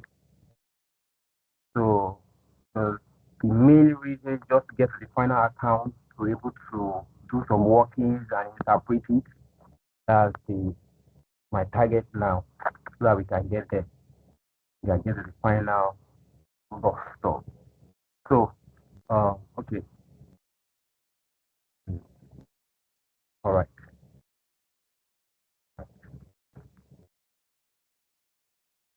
Yes. So, seeing my screen. So before I move to the final account, there's still one the precision that we need to quickly talk about. The precision. So we're all familiar with the precision. You must have been hearing about the precision in accounting. So there is always a room for depreciation whereby we make provision for the depreciation, and it is always in our P&L account. Depreciation for our assets. So every asset you get, there is always the depreciation. So depreciation can be in any form. So as you know that depreciation is the fall or reduction or decrease in economic value of an asset. So if you have an asset, you buy it at this total amount. There's no at the end of a particular period at a point in time, you will not get the value of that asset for that amount you bought it. It happens a lot. So especially those who with using iPhones or thereabouts. So the moment one iPhone, another new iPhone comes in, the previous iPhone gets depreciated and because of innovation and everything. So these are the causes of depreciation. As you know, wear and tear happens to depreciation. So depreciation is a reduction of fall in economic value of an asset due to wear and tear, usage, or obsolescence or passage of time. It happens. So accounting depreciation is systematic procedure. Let me leave that so that let me not take our time with that. So what are the things that get depreciated? So assets that are associated with depreciation, your plants and equipment, your generator, your machines in factories, the machines thereabout, your generator thereabout, you have your vehicle, motor vehicle, there's depreciation in it. Someone said the moment you just get a car like this, depreciation starts reading instantly. Depreciation starts reading instantly on that car. So furniture and fittings and everything, there's always depreciation. Buildings too, your premises, these are depreciation. But as I always say, land does not get appreciated. So it's only land that you can see only get appreciated. So that's why all those agents, estate agents, always tell you, please come and buy land now for future. It's an investment, invest in land and everything. So they tell you to buy land now. So the moment government, especially when government now tries to maybe from their budget rather try to now do maybe construction of road or electricity now get to that area, that land instantly appreciates. It appreciates. So it will now be for the benefit of those who bought it there when it was still a bush before it became a city and everything. So they enjoy it. So land appreciates too. So even though there are some other things too that you get they appreciate too. I think gold too. Sometimes you buy gold, you say you just use the money buy the gold and store it somewhere, so it will appreciate. But all these ones here we have here they are treated with depreciation. So what are the causes of this depreciation? They are saying physical factors. So when it gets rotten, when you say when you are driving your car, during rainy season, it enters on pothole or one the water and everything, you start see the metal start getting rusted. So these are the things that now cause depreciation and everything. So heat or something like that in chair or something, so it's affecting wear and tear. So as you're using it, there's always a wear and tear. There's always a wear and tear. There's always a wear and tear. Passage of time too. So this happens to those patent right, copyright, and everything also get duplicated. Then obsolescence. When it's obsolete, technology, these are happens to it. The moment another innovation comes in, the previous one becomes obsolete. So it's not the value again. The value is using it is the new value, the new product. Now happens to be the one what wants to take charge. Is now in control. That's now the low price, the price that is going, the market price. So factors to consider when you are computing depreciation. The method of depreciation that happens to have different methods of way you can depreciate your assets. You have different methods. So the historical cost of it, how much you bought it, the estimated useful life, for how long do you think you want to use it? So you need to also factor those ones too. So at the end of the useful life, how much are you selling it? Can it be revalued? Are you selling it as scrap or thereabouts? So internal costs and external costs also. So these are the methods of depreciation. So we have the straight line method, we have the reducing balance method, we have the so in factories they use a mix of machine hour method, some of the year digits evaluation method. But straight line and reducing balance, most especially straight line method is majorly the accounting practice used. Straight line method. So you just have a percentage of depreciation that will be charged on those assets annually. Annually. Want to use this asset for the so years. So they look at it based on it. Okay, it's going to be 5 years. That will be what 20% depreciation. It's going to be 10 years. That will be 13% depreciation annually. Annually. So it all depends. Depends on what you. That's why you now see consistency comes in. So you have to be consistent in what you are using. So if it is 10%, you cannot use 5% this year and say you want to use 10% next year, and you want to use 15%, and you want to go back to 5% following year. You are not being consistent. So if it's a straight line you want to use, be consistent.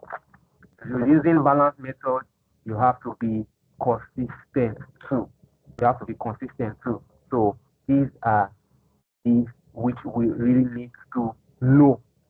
So we have to be consistent in those. And let's now go into some examples. Some of the examples that we need to now look at based on all these method of depreciation. So the straight line method, for the straight line method, I see the question. So one example, the cost of motor vehicle is 3,000 naira. Then the scrap value is estimated as 200 naira, while the estimated useful life for the vehicle is 4 years. So they want to use that car for 4 years, and after 4 years, they are selling it out for 200 naira. So use a straight line method to prepare the account. So how do you now determine the depreciation at the end of each year? How do you determine the depreciation at the end of each year? So which says the formula for it, the cost minus the scrap divided by estimated useful life. So the cost, which we know is 3,000, the cost of the motor vehicle, motor vehicle was bought 3,000, while at the end of 4 years, it will be 200, they will sell it for 200. So if you minus this, you're having 2008. 2008, that's the car, what you are going to use out of the car, and it's going to be for 4 years divided by 4. That means each year will be 700 naira. That will be charged for depreciation, 700 naira. So that's to tell you that in the final account, when you're now preparing for that first year one, there will be depreciation in the P&L account, that statement of profit and loss. You have the depreciation, 700 naira, that you write it there. But in your balance sheet, you have your motor vehicle, the cost, which is 3,000, which we have here, 3,000, right? When you have your cost, then you know that each year now is 700 naira each year. So you charge your depreciation from me 700 naira. So at the end of the first year, the car is no more 3,000. The car has reduced to 2,300 naira. 2,300 naira, that's the car has reduced. That's the value of that car at the end of the first year. You know, that first year, you're bringing it to the following second year. So the beginning of the second year now, you start using the car again. The value is already 2,300. And you charge another, that second year, another 700 naira depreciation. This will go to the P&L and your balance sheet for the second year. So rather you have net book value of the asset, 2,300, and you charge depreciation for that year, 700. Then you have your balance at the end of the second year, which is 1,006. Or rather, you also say the cost value, historical cost, 3,000. Then the accumulated depreciation. The accumulated depreciation will be the first year and the second year together. So that will be 3,000 minus 1,004. To have a balance of 1,006 at the end of the second year, which will be carried forward again to the third year. That means the value of that car now, as reduces, the car is reducing in value. Reducing in value. So this is a straight line method. It's the same 700 every year. Same 700. Third year, 1,600. And you remove your depreciation again. 700 from 1,600. You have your 900 that is left. Or in the third year in your balance sheet, you have your historical cost, which is 3,000, less accumulated depreciation will be the first year, the second year, and third year. That's 2001 when you remove it. So you have your 900. You have your 900 at the end of the third year. To remind you, the vehicle is going to be for 4 years. It's going to be for 4 years. So at the end of the fourth year, which is the final year, the balance of that vehicle is 900. And your depreciation charge is straight line method, 700 throughout. 700 throughout. So when you remove 900 from 200, that means at the end of the fourth year, you're having a balance of 200. So at the end of the fourth year, you're having a balance of 200. So that's that 200 that was now sold, which you can see here that the scrap value will now be sold for scrap for 200 naira. So this is a straight line method. This is a straight line method for us to get. So I hope you understand this straight line method. So for reducing balance, this is the next reducing balance. It means that the balance starts reducing by a fixed percentage. By a fixed percentage. That's how you reduce it. So an example will give you more understanding about it. So reducing balance, a machine costs 12,500. Will be kept for 4 years too. This machine, a factory having a machine, and it will be used for 4 years and then sold at scrap value for 5,120. So the business needs to use a reducing balance method, and the rate of depreciation is 20%. So 20% is the rate of depreciation. So as you know that the cost of the machine is 12,500, you can see. So what is the 20%? 20% of 12,500, which is 2,500. So first year, remove. So 2,500, this will go to P&L. 2,500 will go to your P&L for that year for your depreciation and your balance sheet, as you have done in the previous one out there, which you see here. Same thing applies to. So you remove 2,500 depreciation from the cost You are left with 10,000, which will be carried forward to the following year too. Year two again is another 20%. It's not this time around, it's not 2.5. If it's straight line, it will be 2.5 all through. 2.5 you will remove it every year. That's a straight line. Straight line. 2.5 all through. But if it's a reducing balance, it just be 20% on the balance. 20% on the balance. 20% on the balance. That's what is straight line method. That's how it's computed. So year two, the balance of the value of that asset now has reduced to from 12.5 to 10,000. So 20% of 10,000 is 2,000. Take it up again. At the end of year two, you have a balance of 8,000. You are bringing it to year three. Look at 20% again of that 6,000. That's 1.6. You sell it again, you have 6.4. And the final year, which is year four, another 20% of 6,004. Look at this 128 is 0. You have a balance of 5,120. So if the question says year 5, then to carry this 5,120 to year 5 also, and charge another 20%. You charge another 20% from it, 20% of 5,120, 5,120, which is 20% is 1,024. 1,024. That means year 5, you remove 20%, which is 1,024 from this 520. You know the book, you now know the value at the end, the value of the asset at the end of the year 5 rather. Year 5 rather. But the question is after 4 years, after year 4, after 4 years, you can sell that so that asset scrap. Just sell it, which is 5,001 points, which is the value. So that is the value. So sometimes you can value it again if you still want to use. Sometimes you can value to use it again, especially when it comes to assets that are valued. The machine hour method also, which sometimes all those big factories they put, these are things they do. Sometimes they use this way.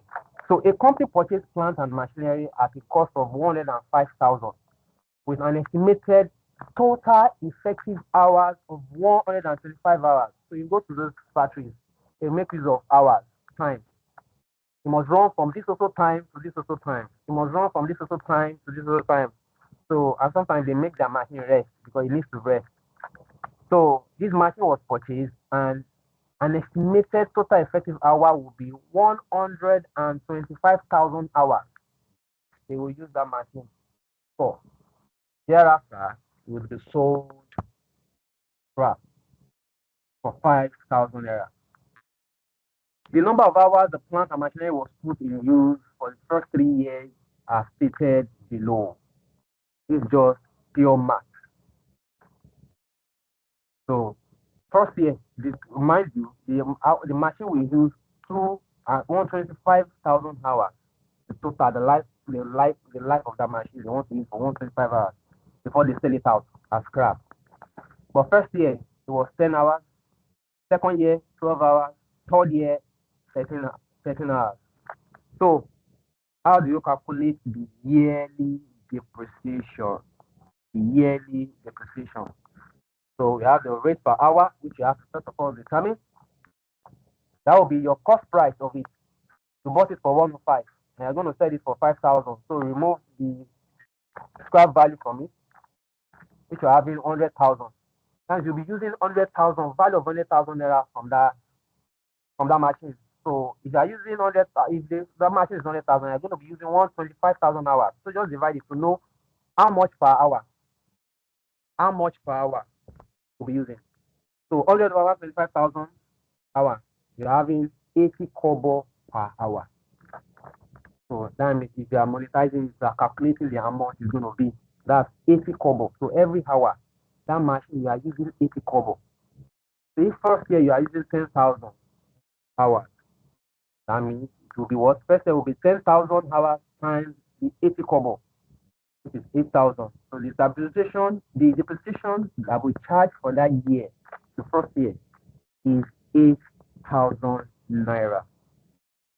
8,000 naira, and that will be deducted, as every year we will be deducting it. So for which depreciation, which will be in your P&L, you'll be deducting, which will be in your P&L thereabout. Year two, that that is 80 kobo per hour, and year two they make use of 12 hours, 12,000 hours. So times it, get your 9,600, and the third hour too, third year, 13,000 hours, and the value of it is 10,400. So that is the machine, when it comes to machine hour rate method, to calculate it, machine hour rate method. That's how to calculate it. So we also have the sum of the year digits. Sum of the year digits also. RMS correct. But okay, this is 21. So this is L. So we have someone equals to 3. Just unmute. Is there someone that's not muted? Okay. Okay, that's I don't know. All right. So as I was saying, some of the year digits will now have this too. So a machine costs 9,000, has a useful life of 3 years, after which can be sold for 1,800 naira. So when the cost of the machine is 9,000 naira, and it will be used for 3 years, and after that you sell it scrap 1,800. So when you remove the scrap from each amount, you have 7,002. And you can see the year one. So when it comes to sum of the year digits, you sum the years, that's 3 plus 2 plus 1, you sum it up, which is 6. 3 plus 2 plus 1, which is 6. Then first year will be 3 over 6 times 7,002. That's the sum of the year, that's the amount, because this is the total monetary value of that asset for the 3 years. So let's distribute it for those 3 years. First year will be 3/6, that's 3 over 6 times 7/2. Second year will be 2 over 6 times 3/2. Third year will be 1 over 6 times 7/2. So these are just how depreciation is calculated. Depreciation is calculated. So let's know that. So now let's move to, as you all know, accruals and prepayments. We've talked about it so well. We've dealt about it when it comes to accruals and prepayments. We've talked about it. We all know all accrual is. That states that revenue and expenditure are recognized as they are earned or incurred and dealt with in the profit and loss account for the period to which they relate, and not period they are paid or received. So let me not, so that because of our time, we all know what accrual is. So you record it not when cash comes in, but as you expended it, or as you incurred it, or as you realized it. So that's what the accrual is. So that's for accrual. So we have the accrual income, then we have the accrual expenses, then the prepayment, just like the word prepaid. You've paid in advance. You paid expenses, you paid in advance before using it. Your phone is a prepaid, you already paid and you start using it. Your meter, your prepaid meter at home is a prepaid. So you've paid already. So and you're not start using it. So that's what prepayment is. It represents the amount paid in current period for subsequent period. Current period for a subsequent period. So let's know that we have the expenses in advance. So that's the electricity prepaid electricity that you do. It's an expenses, but you paid it in advance too. Even your house rent that you pay through. In Nigeria, you pay in advance. When your rent is due, you pay in advance. When it's due again, you pay again in advance.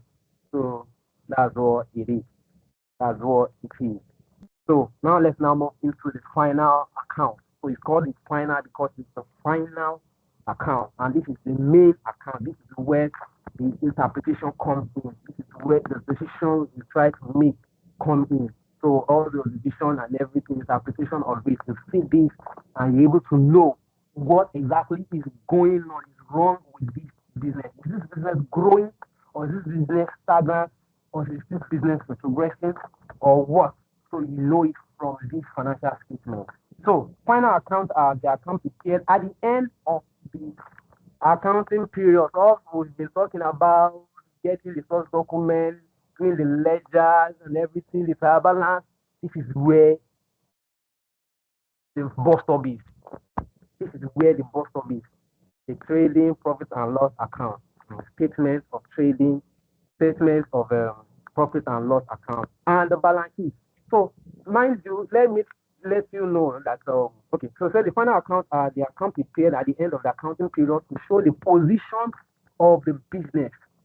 It shows the position of the business. So, let me like it this way: trading account is more or less like a video, while balance sheet is more or less like a passport, a photo.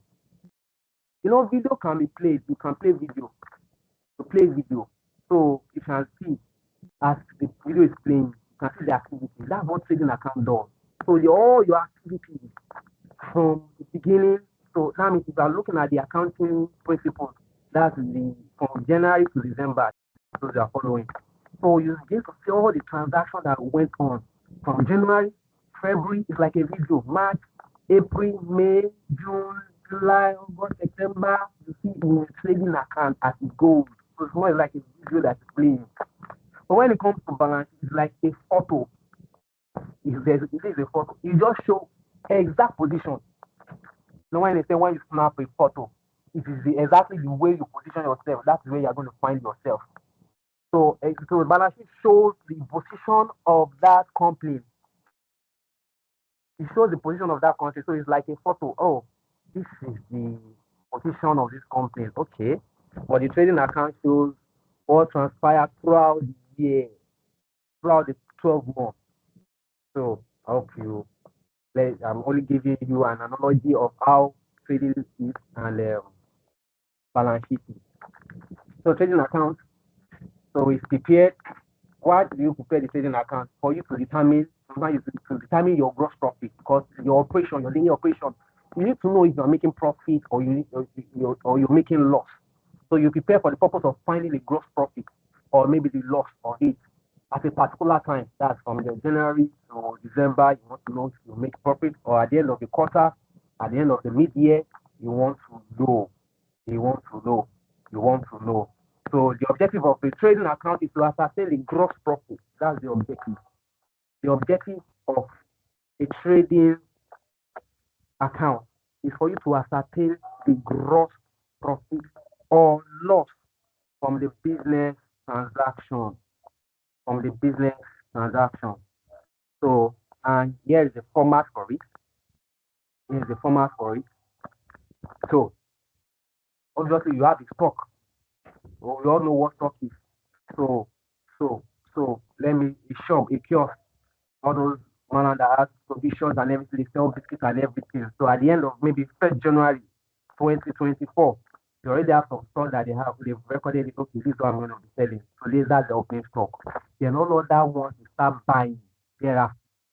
All other expenses, all other goods you start buying thereafter. That's the purchases. Okay, I have to buy sugar. I have to buy milk. And no customer will come to get this. So these are purchases coming in. So out of what they bought, maybe some are not good, some are expired. They have to go and return it. That is less. That's what we call the less return outward. So from your purchases, return outward comes in. So when you make some purchases and you discover that some are not good. Oh, I have to return this. Some of these products I've bought, some of these goods I bought are expired. So I need to return this. So this is when the return outward comes in. So and everything. So when you sell it, so it now shows you the available goods that you are ready to sell. That's why you have the cost of goods available. That is the one you brought from last year, all the goods you brought from last year, plus the purchases you brought during the year, minus the one you returned due to expired goods or this or anything that could have happened. So all the products that's now left is that's the available goods that you want to sell. After selling, at the end of the year, obviously, maybe you've not sold everything finished. So you have your closing stock. That will be deducted. So from what you have sold, which will have the cost of goods sold. That's where your sales come in. Your opening stock, your purchases, then you sold some. The sales come in. That's where you see it at the right side here, at the left right side here. So that's how you see your sales, how much you sold. See there? Then you let some of those goods that you sold. Maybe customers return some things. As you have returned what you purchased from your own supplier, some customers who might return what you also sold to them due to maybe as expire or something like that. So they can return it to you. So you let it from your sales, you get your sales. So at the end of the day, you know if you are making profit in this product or not. You are making profit in this product, in this your goods operation or not. Take 10 seconds, look through it again, see how it is done. Just take 10 seconds to look at it again. Take 10 seconds to trading account, so opening stock, purchases, and everything. Take 10 seconds to look at it before I move to the next, the P and L, how it is done.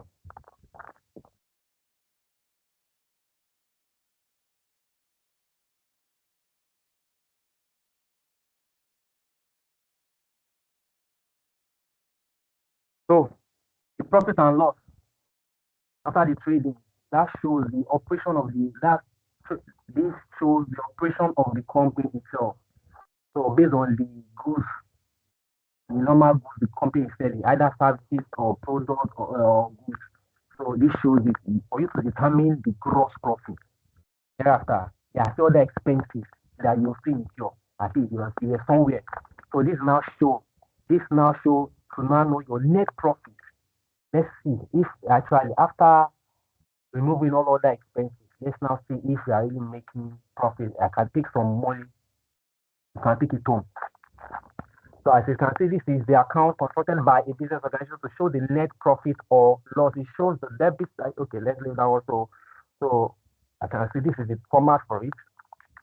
So that means after you've gotten your gross profit and you know, yeah, okay, this business, this is what I made. But you remember you pay salary. That's why you have to separate it. Let's separate the product itself. Okay, you are making this. Then from this product you are selling, and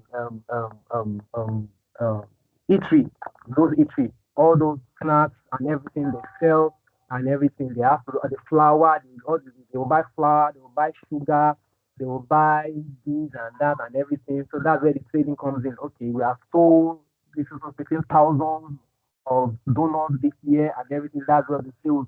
They now when they net it each other, okay, you make the profit or gross profit of this amount. Okay, from this gross profit that's left, we pay salary to our staff and wages and everything. The premises we are using, we pay rent. Okay. What about the dispatch riders? So those and everything, motor expenses and everything, all our dispatch riders or the vehicle that we use to transport our sales, our goods to here and there. So it factor in all those ones too. The maintenance fees, insurance, there's adverse to the deed factor into there too, because these are costs to incur to that same product. Postage or traveling, electricity, you don't know, the in band A, you will pay huge. Oof. And any other general expenses. And at the end also, you're able to determine if you are making, sometimes you can make profit, gross profit, and at the end, after you give salary and everything, might not even, there might be nothing, there's nothing left again. It might be lost. It might be lost. So these are records that are very important to be there so that you're able to know that, oh, what am I doing well? Do I need to reduce some salary? Do I need to adjust some things? Do I need to ensure that some reduce expenses on electricity or the cost of fuel? I need to reduce it so that I will not get into loss, that's net loss. So that I'll have something as a reserve. So these are where decisions are now taken. Decisions are taken. So what's the purpose of this trading and profit and loss account that we just showed you is to show that the profit of the organization. Also to compare from one year to other for income tax assessment, for management purpose also and everything. So there's the balance sheet. As I said, the trading is the operation, which is more like a video kind of thing, while the balance sheet just shows the position, exact position of that business. Shows the exact position of that So that's the statement of financial position. Financial position. So you draw at the end of the financial position. So what we are all familiar with balance sheet. We have the asset. Asset is divided into fixed and current. So we have the fixed assets. All the fixed assets are the land and building, furniture and fitting, plants and machinery, motor vehicle, all the one you can see. So these are fixed assets. Why current assets? And this fixed asset can last for more than 1 year. So they can last for more than 1 year. They are acquired for the use within the organization, but they are not for sale. They are not the goods that are selling to customers. What you are selling to customer is the clean and health. So if sometimes you sell your car, does not mean it's your daily operation. You just sold a different class of account. So you don't go and put it under your sales. Don't go and put it under your under your sales here. Or put it under your sales because you sold your car. Because that one is just for your daily operation to ease your daily operation. So when you now sell your car, it should not come here because this is only meant for normal operation of what you are doing at work, your daily operation. So you have to know the difference. We have to know. We have to know the difference in that. I hope you can still hear me.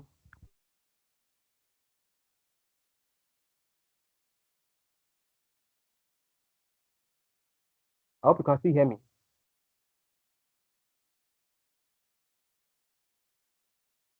Hello? Yes, sir. Okay, all right. So I just want to cut on our way, just like happened in the first time. So I need to always be watching so my mic does not go, because the battery does not go low. So as I was saying, the balance sheet.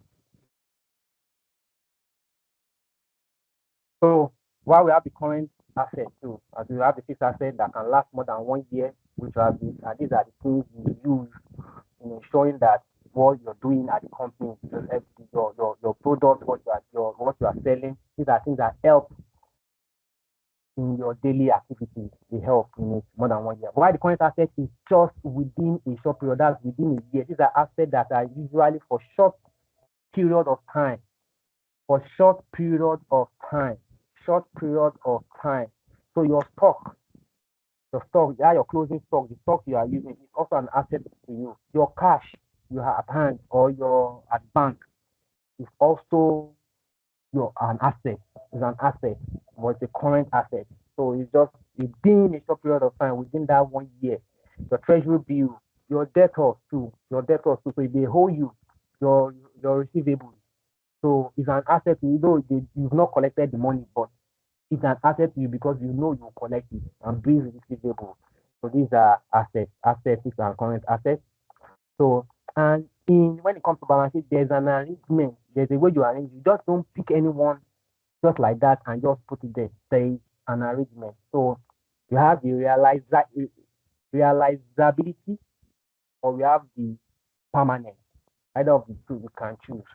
Either one. If you one that you choose, just make sure you are consistent with it. So when you're talking about realizability, so it means that the asset can be arranged in order of convertibility to cash. That means how fast the asset can be converted into cash. How fast it can be converted into cash. So that means current asset start first. From that current asset to cash, the one you have in hand already. So it's already cash. Then your debtors too. At least they pay. It can easily be converted instantly, quickly to cash. Then your stock too. When you sell it too, it can also too be later now converted to cash. So according to how you can quickly realize it is there. Then your fixed asset, which is your investment, your furniture is easily convertible before your motor vehicle, before your plant and machinery, before your land. So you can see. So then you have the permanent, which majorly accountants used to follow, the financial statement used to follow fixed assets first. And it starts with land and building first, your plant and machinery, motor vehicle, furniture, and investment. That's that hierarchy. How easily it can be, how permanent it is. So then trickle down to how it can be converted, and that's why you have stock, debtor, then bank, then cash next. So this is the arrangement of assets in balance sheet. Then we also have the liabilities in balance sheet too. So as you know that liabilities are like your amount collected, they are basic, they are go to outsiders. So these are liabilities. So these are obligations arising from past transactions. It's a claim by outsiders on the asset. So when you're starting business, you know sometimes you just borrow money from banks, from creditors, or thereabouts, and everything, the venture and everything. So loan and everything. So these are assets, liabilities rather. And this liability is even divided into two. We have the long term and the long term and the current liabilities. As you have the current assets, you have the current liabilities. So the long terms are the debenture, the bond, the loan. When you have a loan of 10 years, 5 years before you can pay back, these are long term, 3 years, 5 years, 10 years, thereabouts. So these are long term loans, more than a year. So with more than a year, long term liability. But if it's within a year, urgent 2K, all these urgent 2K, urgent 5K within a year. So these are liabilities that come due within that year. You have to pay it back within that year. Does not bring over to the following year. You pay it back within that year. So some creditors too, your creditor, sometimes your trade creditor, you got goods from your creditors, from your supplier. They don't expect you to now start paying the following year thereabout. Who does that? You want to kill that person's business. They want you to pay, even though they supplied on credit, they want you to pay it within that year. Overdraft to some bank too, expecting you to, and other accrued expenses, all those expenses too. Maybe you're still owing rent or thereabouts. The owner or the landlord wants you to pay within that year and everything. And as you know what capital is, the equity, also capital. So that's what we have. These are things that are contained in balance sheet. And this is the format, as you can see. Let's look at it, format of this. So this is just a T format. You can have just a long format, a straight down format, which assets will start first, then the liabilities and other ones, and the equity or capital will come under. So this is a T format for you to just really understand it. So you have the fixed assets, or you call it non-current assets. So based on the standards, so there are some names that have changed. So it's no more called. So if you see fixed assets or you see non-current assets, just know it's the same fixed assets. This is talking about fixed assets. When you see non-current assets, the same as fixed assets, the name just changed. So when the accounting body come over the world, let's change this. So land and building plans, motor vehicle, furniture, and everything as we have discussed. Then current assets follow, which is still the same current assets. So we have non-current assets on the top, and current assets follows thereafter. Okay. We have the equity part, which is the capital, the net profit too. The net profit you have or loss you realize in your trading account, you have to bring to your balance sheet. As I said, that it shows the position of this. So it shows you. So you bring it to the balance sheet. So from the balance sheet, you're able to see a lot of things. From the balance sheet, you know the amount of land and building the company has. From the balance sheet, you know the plant and machinery the company has. You know the value of the vehicles they have from the balance sheet. So you just try and look at financial statements of any company, look at the balance sheet, just look at the motor vehicle. After deducting the balance, the depreciation, which we talk about, you know the value of the motor vehicle they have. I can imagine if you now look at the Dangote Group financial statement balance sheet, look at all the trailers and everything. When you begin to see the value there, you see that it's in billions. It's in billions. So you see their investment. If they have investment, you see their stock too. You see it. We are going to see some of these things. So when we do it. So all these things you will see. Debtors. So you see those who are owing them. You see their receivable. If they have a huge debtor or a customer owing them, you will see from the balance sheet. And you also know amount they have in bank. You also know amount they have in bank from the balance sheet. It shows it. So even though it might be confidentiality, but that is where people have to come in to now see all those interested parties. They want to know how much you have and want to know how much they have in the bank and everything. So you see there from the balance sheet, the amount they have, the cash. Hardly do people hold cash these days. So how do you see cash just like that written? So all money will be in the bank. Nobody holds cash again. So and everything. You also see their capital, or sometimes you see their shares, equity shares, the number of shares they have. You see there so clear. That's why it shows the position of the company. Depends on if they have a long-term loan, if they've been collecting loans from a bank or one big company, or maybe even gotten it from IMF, which IMF only lend to countries.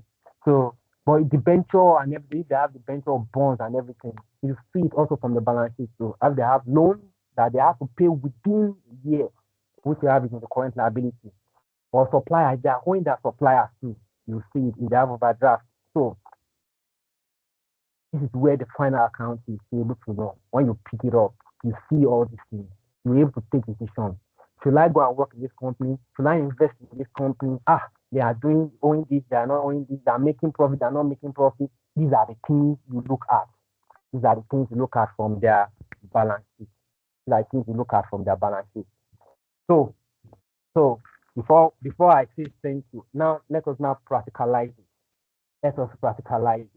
Let's put it into practice. Let's put it into practice this final account. Let's put it into practice this final account. So please, I want you to pay real good attention. So I'm also trying to work with the time so that we have something. So here's the final account. This is the trial balance. Yes, as you know that before we can get the trial balance, that means we will have done the journal, the ledger, for us to now get this balance. As you can see, the balance, which now makes us to now do the final account. After the accountant has done everything, we now did. So we can now see that balance 322,890, 322,890, both debit and credit side. So which now take us into the final account. So the question says, from the following trial balance, prepare trading profit and loss account and balance sheet. So prepare trading profit and loss account. Sorry, I'm not sharing my screen. Sorry, please. Let me share so that you can see.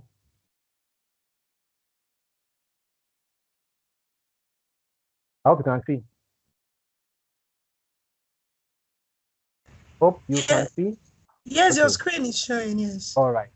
So it says from the following trial balance, prepare trading profit and loss account. Before you can get to balance trial balance, as I have said, that means the person must have gotten all the source documents, must have done the journals, the ledgers, do the posting, this and that, and brought all the balances to balance sheet to trial balance.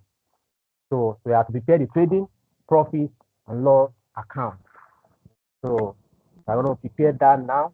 Let me divide my screen into two. We start working on it. We'll start working on it. Please, this instruction, I'll even love you to unmute. Let's do this together. I would like you to unmute. So let's call out the figures together. So that we'll call the figures together. Let me try and share my device so that I'll be working at both sides to be convenient for us. It's easy.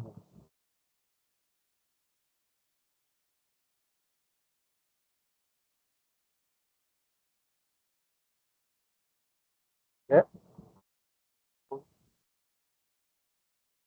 All right. Hope you can see my two screens. Yes, we can see it. All right. Thank you. So the rest of you, I guess you can see it too. So let's go together. Let's move on. Let's now do this together now. So you might have been familiar with some things that need to be shown, that need to appear in trading accounts, in trading profit and loss accounts, and some items that need to appear in balance sheet. For example, capital that you see here will not be shown in trading profit and loss account. It will not be shown there. It will only be in the balance sheet. Just know that stock will be in the trading account. It will be shown in your trade profit and loss account. Carried inward trading profit and loss account. Withdrawing will show in your balance sheet. Debtors in your balance sheet. So not all these items will be shown in your trading profit and loss account. Some will be there, some will be in balance sheet. So now let's now continue now. So for us to now prepare as an accountant, so what do you do? So I want to start with the trading statement of profit and loss account. Let's start with that. Let's determine our gross profit. Let's determine our gross profit first. So how do we do that? Let's look at our sales. Where is our sales? Let's check where is our sales. Let me reduce this so that we can be able to see everything as we go. Okay, good. So we're able to see everything as we go. So mind you, we have closing stock too. Closing stock at the end also. So what is our sales? So can someone tell me? 176,000. Sales is 6. What do you call it? 176,000. 176,000. Good. So let me start. I'll start coloring it so that we know that we don't go back to it again. So that we know that we don't omit anything else. So sales 176,000.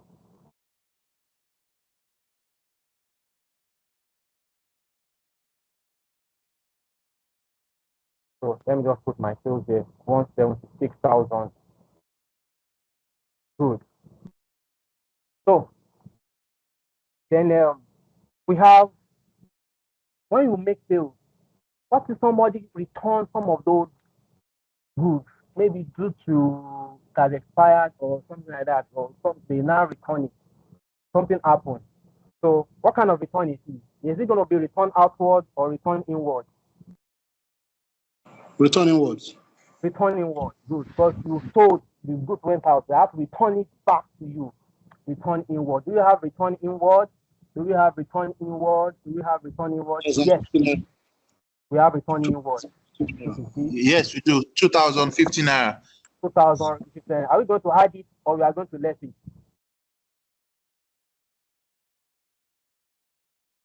You add it. Then you less, you don't add because you are going to, because you made that sale. You deduct. You deduct because you already made that sales already. So your mind has, if I use the word, your mind has balance. You already are comfortable. You have peace of mind that you sold it. Not like somebody now knock at your door. Hey, this good is sold to me. You know good though. So you deduct it from your sales. So that's not the normal sales you are actually now need. So you deduct. You deduct. So return inward. Return inward. So which is 2,050 naira. So 2,050 naira. The difference will be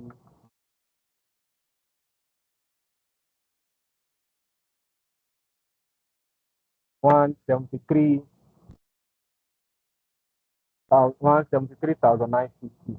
Good. So 173,950. So then that's for the sales because just need to start with that. Then let's now go to the. Let me just put the sign there. Where is it? Where are you? Where are you? Good. Good. So all right. So then the next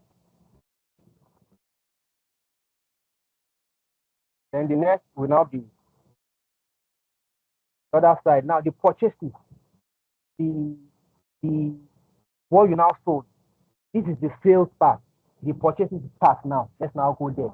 So we start with your opening stock. That's the goods you brought in from last year to this present year. The remaining stock that was left. So where we have your stock. So normally this stock at close. This is stock at close that you have at 30,000. That's the closing stock. That's at the end of the year. All the stock you have is 30,000. But the stock here is opening stock. That means the stock of last year you are now selling for this through this year. You brought to this year. So let's bring it in. You have your opening stock. Opening stock. How much? How much your opening stock? 23,600. 23,600. So I 680. just want 680. Thank you. So opening stock. So I just want you to start visualizing it like a typical example of a Mola shop or thereabouts. Okay, there, you start making some purchases during the year too. There'll be purchases during the year. So what comes next? What comes next? Purchases. Purchases. It comes next. So let me highlight it. This is purchases. Purchases is how much? Purchases 118,740.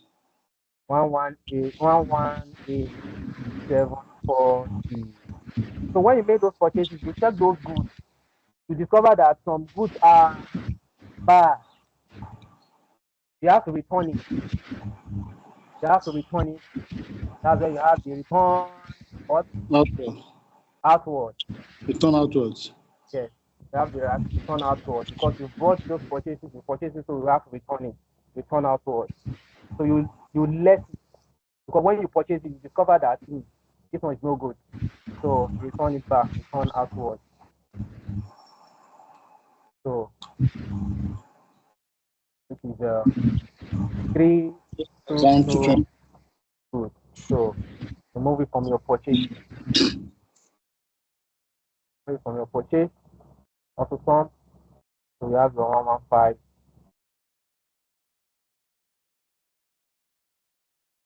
Have your 115. Let me just bring it here. Or whichever way, or no, I can still put it back so that because of other ones that I still have to do. Yeah. So then what next? After you made your purchases and everything, and you return those you have to return, it means that at the end of when you now made your sales, there will be some goods that are left. There will be some goods that are left. There will be some goods that are left. So, oh, sorry, there's a carriage inward here. There is a carriage inward also. This carriage inward shows that when when you buy some goods, you need to carry, the transport. You hire a bus. You hire a bus, kind of thing. So you hire a bus to transport those goods. So you had those costs of that transportation. So you had it to your purchasing. It has to be there. So it's not a free something. You add it to your. So some of you that sell products, you have to add the cost of transportation to your product to know how much you are going to sell, how much you are going to mark up on that product, because you have to retrieve back your cost of your transportation expenses that you on it on that good. So on that same good, this is a direct cost of transportation. I'm not talking about transportation. There's another transportation which is the general expenses for transportation on that goods for bringing it back to maybe to your factory or thereabouts. You need to add purchases. So carriage outward, carriage outward, carriage outward. This is 3,000. Let me just highlight so that we know which one we sell to. So don't go back again and don't get confused. Because if you omit anything in my render, what we are doing somehow, somehow. Then after this, then you take away. So then you take away. I even sum this up now. Okay, let me still leave it. So your closing stock. So that will be less. The less your closing stock. Closing stock means that after the end of the year, those goods that are yet to be sold, because you've counted all this one that you've seen here is the stock for the year, and everything, the purchases also, and at the end of the day, there's some stock that needs that you do not sell, so you left it from it. So which is 30,000. You can see down here 30,000 naira. So at the end, let me sum it.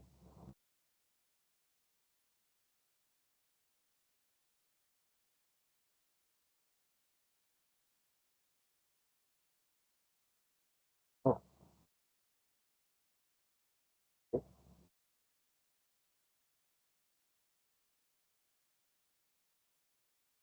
So this is the summation. Let me just bring it here.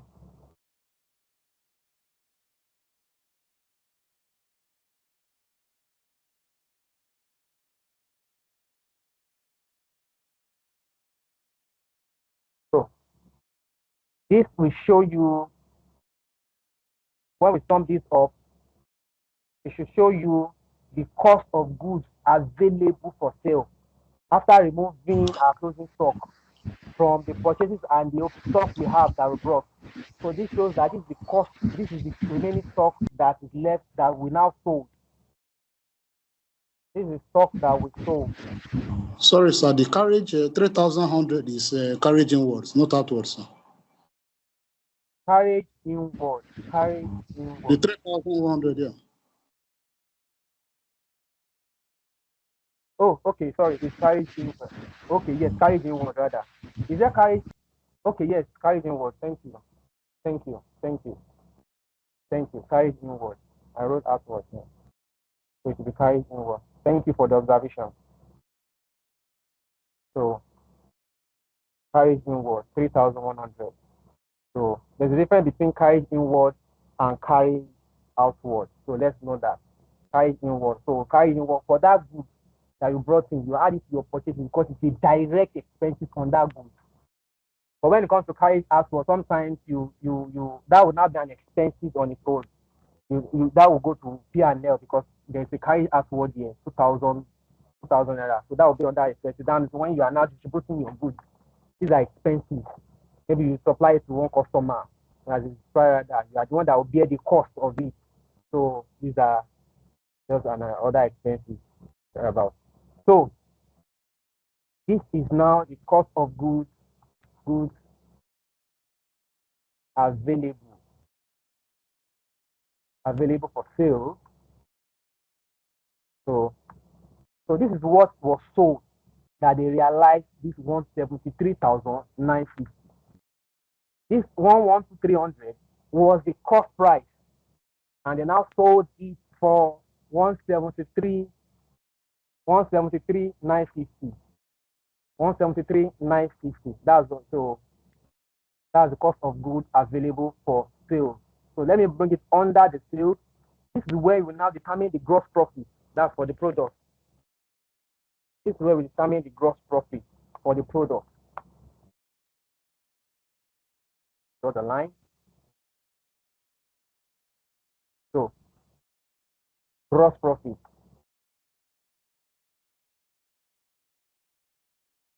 Whether profit or loss, we will know. So you all know that if this cost price is bigger than this selling price, you know it's already a loss.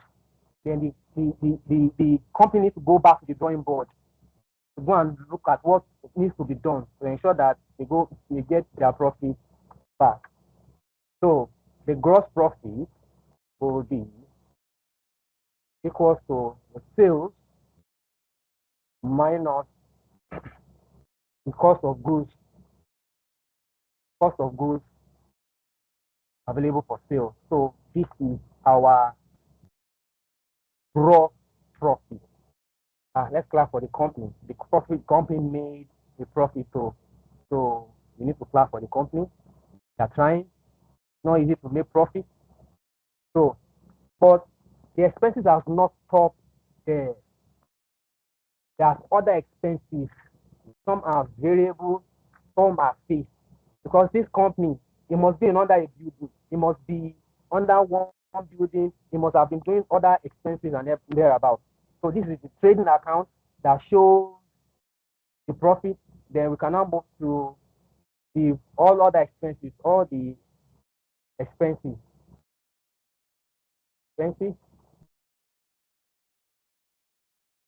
which are, let's now start looking at it one by one. I say capital will not be in your profit and loss. Drawings through will not be in your profit and loss. Debtor will not be in your profit and loss.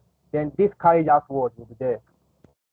So you must know some items that need to be in your profit and loss, and you must know the one that must be in your balance sheet.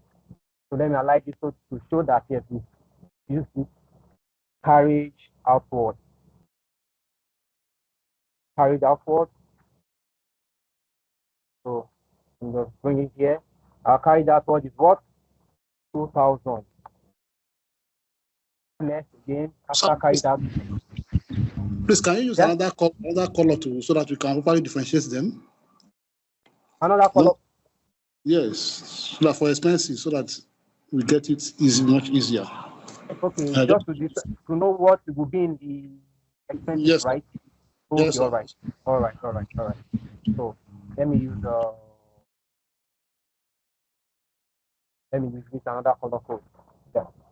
So carried out was 2,000. So let's start looking at creditor will not be in your P&L, so you must know it will be in your balance sheet. Rent. Either you make profit or you don't make profit, you must pay rent. You must pay rent. So it's an expensive too, you add it to. So you must pay rent. Rent. How much is our rent? 780. 780. What next again? General expenses or other expenses. So there are also general expenses that you can't start writing it. Also small something. Just sum it up as just general expenses. So which is 3,040. 3,040. What next? Insurance. Also an expense. Also an expenses. Pay insurance. Companies pay insurance. Ensure they are good. 3,1 or any other insurance. 3,140. So after insurance, what next? Reduce the return outward. Motor expenses. So an expenses. If it's just motor, it will not be in P&L. But if it's motor expenses, anything is expensive, so to be here. Let me quote it in the color. Motor expenses. 1,660. What next? Premises. Premises. Will premises be here? Will premises be here?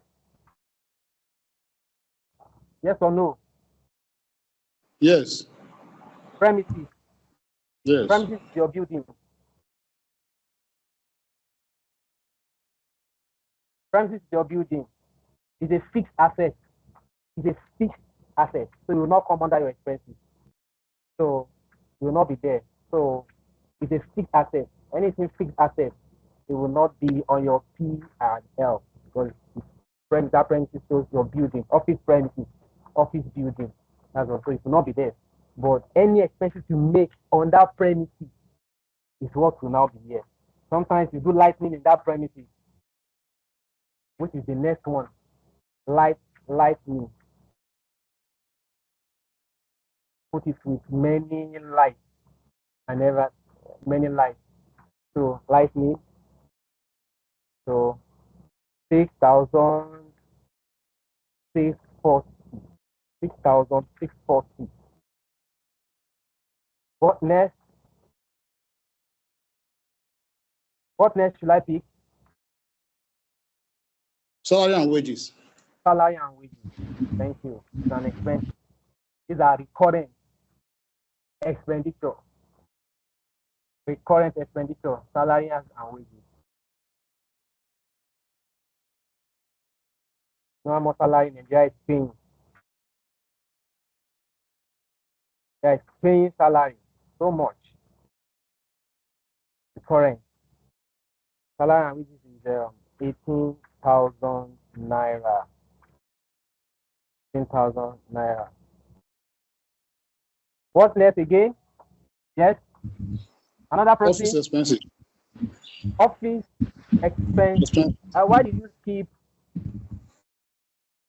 cash at bank, motor vehicle, and furniture? Why did you skip that? Why did you go straight to office expenses? I think those ones should be at the balance sheet. I don't think. I want you to know. Yes, they should be on balance sheet. Yes, good. They are balance sheet items. Balance sheet items. Yes, good. So let's leave that level of thinking. You should know that it's going to be in balance sheet. That is it. Nobody should help you to. Nobody should argue with you because you know it. So we only pick the office expenses. Office expenses, which is 2,160. So there's no any other. So let's now know this company in its business makes gross profit. Let's now say after removing all other ones too. Then there's something you should also know too, that even those hawkers too. For example, those who sell pure water or those who are on the street, from that they are goods. At the end of the day, they discover that they sold this also, but and to them they will think they make profit, but they might be thinking that they don't have rent, they don't pay for rent, office, they don't pay for shop, they don't pay for light because they're on the road. But there are some other expenses that are incurring on that road which they don't factor in. They might get tired and buy drugs, and that drug can take a whole lot of money from them. But sometimes they don't factor in that, and they will think they are making profit. But by the time they now start factoring the amount of drugs they are spending, because in the rain and everything, they discover that they are making loss. So these are things they also need to factor. They need to factor in all these things. It's very important for them. They need to factor in all those things. So never say, I don't pay rent, I don't pay light. You don't go and chop that will give for me that I'm on this road, but you are paying medicine. You will pay this. You feel tired. You go and buy a body key. You buy this one. So they also need to factor all those ones to hit. So these are the expenses for us to determine our net profit. Net profit, or it's going to be lost. So as you can see that the expenses is lesser than the gross profit. That means it's a profit. So that is a profit. So it's a profit. So when we remove our expenses, from the gross profit, because it's already a minus in front of it. That's why I'm adding the plus. There's a minus already in front of it. So we have 24,000 as our profit. Hallelujah. This company is making profit, has made profit. So it's good. That means that profit can survive that year, can still go ahead and do better the following year. So that's where our trading profit and loss ends. Then what now next is our balance sheet. So this shows the transaction that happened throughout the year, all the sales, all the purchases and everything. This shows it. You can now see that's why from here you can say, oh, the company is making profit of this, gross profit of this. Wow, the company's right. Net profit, you can see this. This company is paying salary of this amount. You can see it. So let's now move to our balance sheet. Move to our balance sheet. Hello, sir. Please move up your slides. Actually, what? Move it up. Okay, just move it. I just wanted to. Okay, you want to do something? Again. Okay, thank you. All right. So let's move to balance sheet. So balance sheet.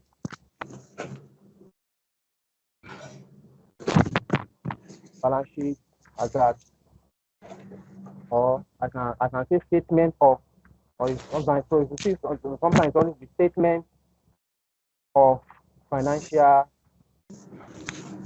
position. as at 30th December 2023. 30th December 2023. So,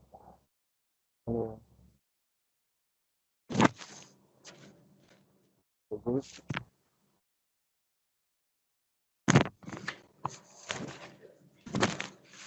So, in order, as I said, in order of permanence, which normally we always do. So we have your fixed asset, then comes next current asset. So the other we use fixed asset,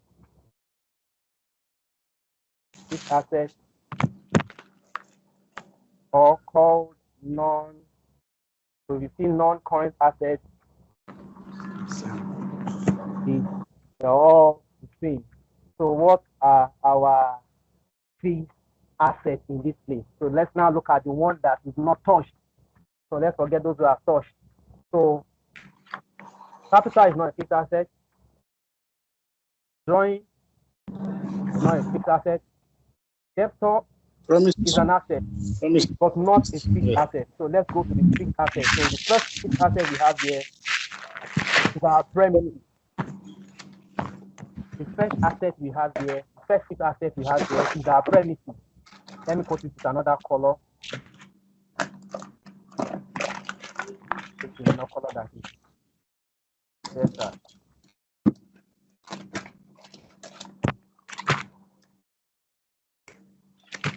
So premises.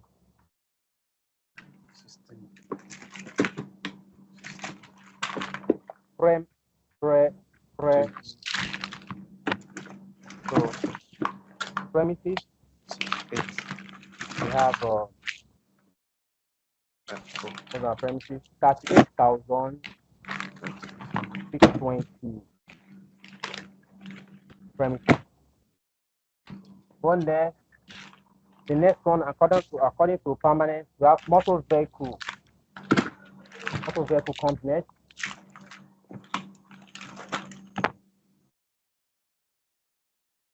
Motor vehicle is 41,000. 41,000.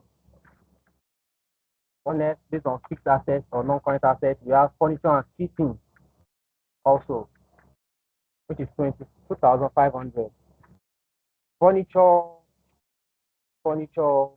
and fitting 2,500. Any other fixed assets?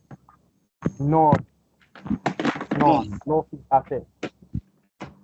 So let me sum this up. So you can see that the company has, from the fixed asset of the company, you can see what they have, their motor vehicle, their value of the furniture and fitting in that company, you can see. So let's now go to current assets. Current assets, trying to be fast. Current assets. So what are our current assets? Let's start from the beginning.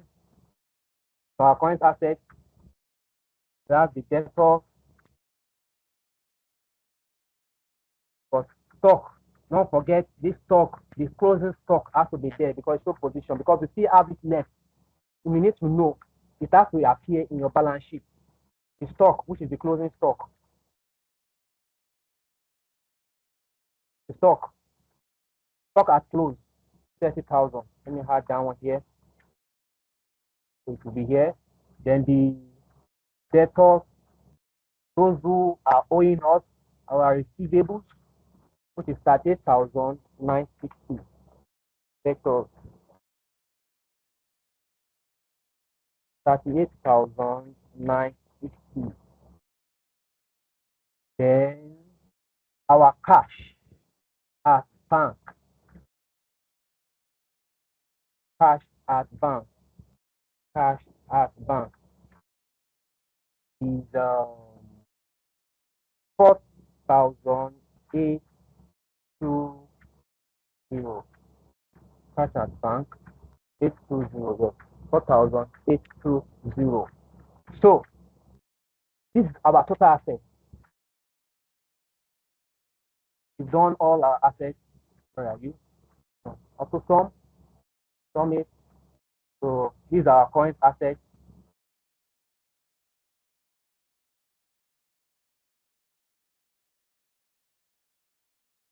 So your total assets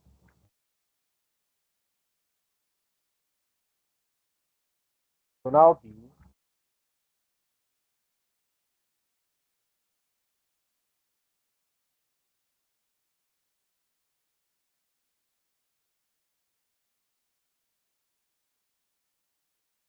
so your total assets will be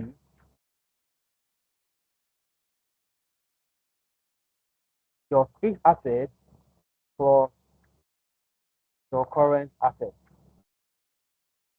So which you have 155,900. 155,900.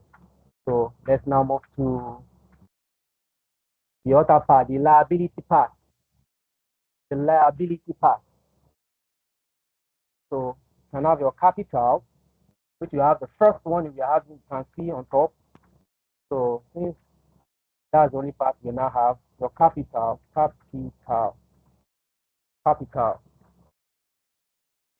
Capital, we have 126,360. What else that was not talked about? So your drawing. So from the capital, some people, well, sometimes the owner of the business wants to withdraw some part of the capital is put into the business. He wants to withdraw some part of the business from what he put into, maybe he's just maybe for private use. When he's drawing, you don't hide, you remove because he's spending it. So he's taking it out. So that's why there's a minus in front of it. For drawing, so you can take it out from it. Your what else again? Your drawing, your Creditors. creditor. Okay, the creditor would be under current liability. I mean, so there will be current liability. Let me give space. Current liability. That's your creditor. This capital and drawings, which headings are they? Which one is what? The capital and drawings, you didn't state the heading. And This sometimes capital. it can be equity. Yeah, you can. Let's just say equity. Let's just use the word equity. Equity is okay. Yeah, so let's use the word equity and just put it there. Let me upload it. So equity. So that's the owner, the owner, what the owner has, that's his own. So creditor, we have 17310.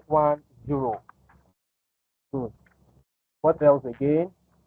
Okay, we've done everything. Please. Image of capital, image of drawing, image of creditor, nothing else again. This can drawings be under equity? Because no, you are removing it from capital. You know, it's the capital. The capital is the owner's business. What is the owner amount he put into the business. But from that, he's removing this total amount. So that's why there's a minus sign there. So rather, Okay, I will have actually put it in this page here. Do the sum, know the differences, because it will be less drawing. Okay. It will be less that's why I'm confused. Drawing. Yeah, so it will be more understandable like this. Yes. Less drawing. Okay. Yeah, so let me also sum it. So we have 144. Let me bring the 144 here.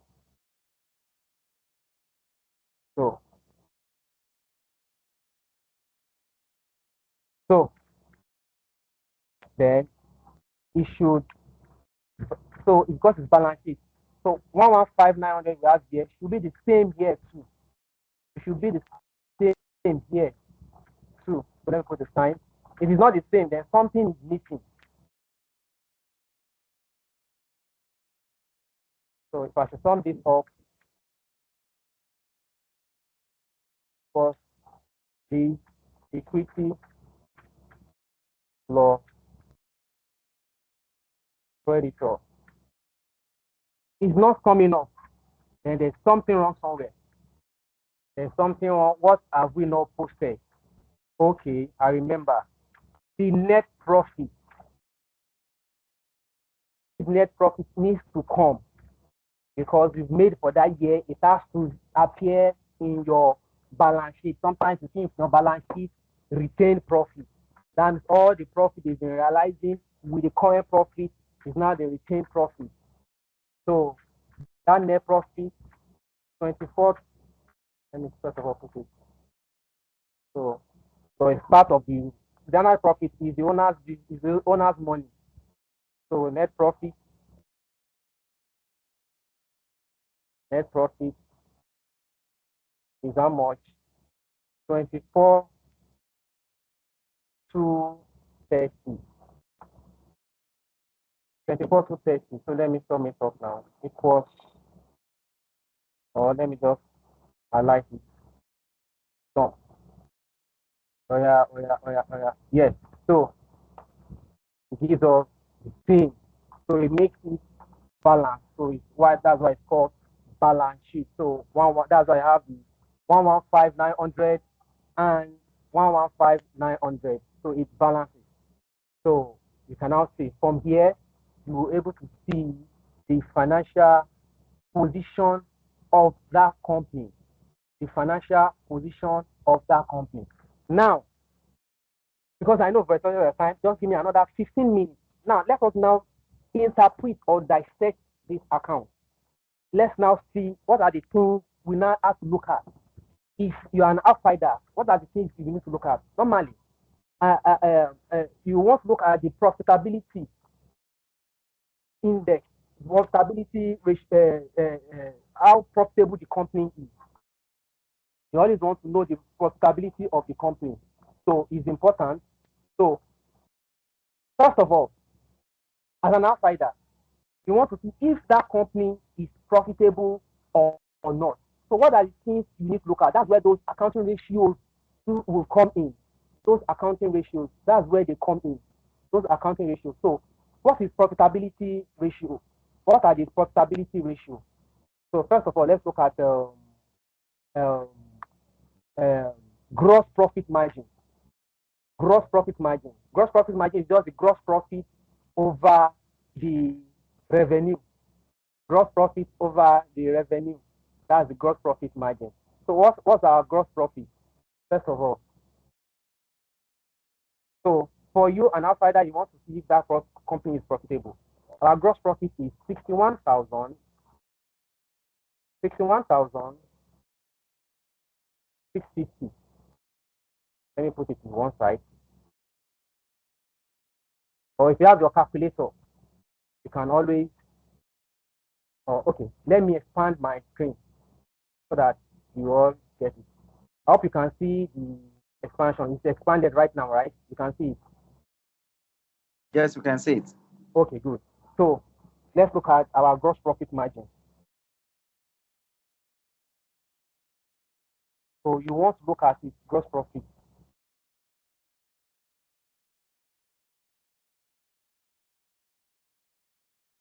So which is our gross profit is GP over the sales or revenue. So here, this is we have our sales.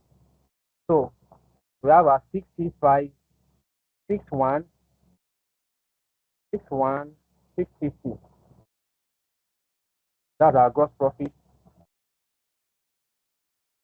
61, 650 divided by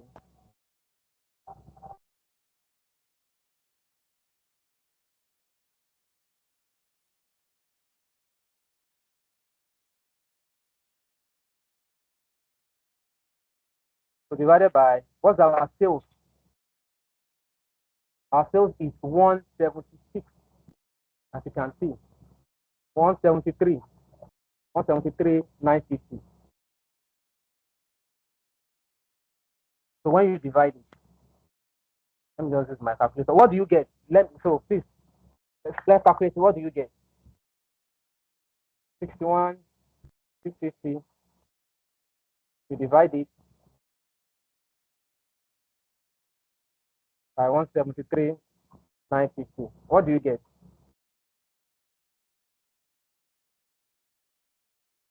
What do you get? If you have a calculator, please let's do this. So let us now start interpreting some things, some of those things here. What do you have?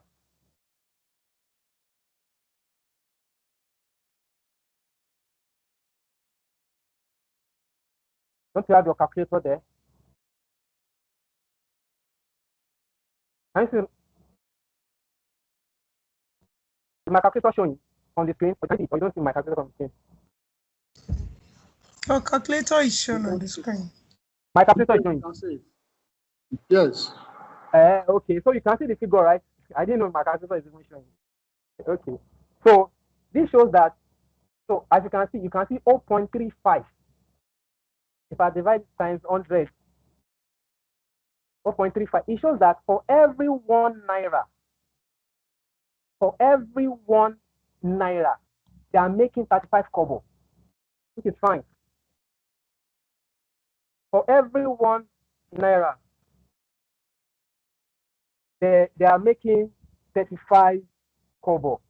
So which is still okay. It's still very okay. It's very okay. So for every 1 naira, they are making 35 kobo. So hold on.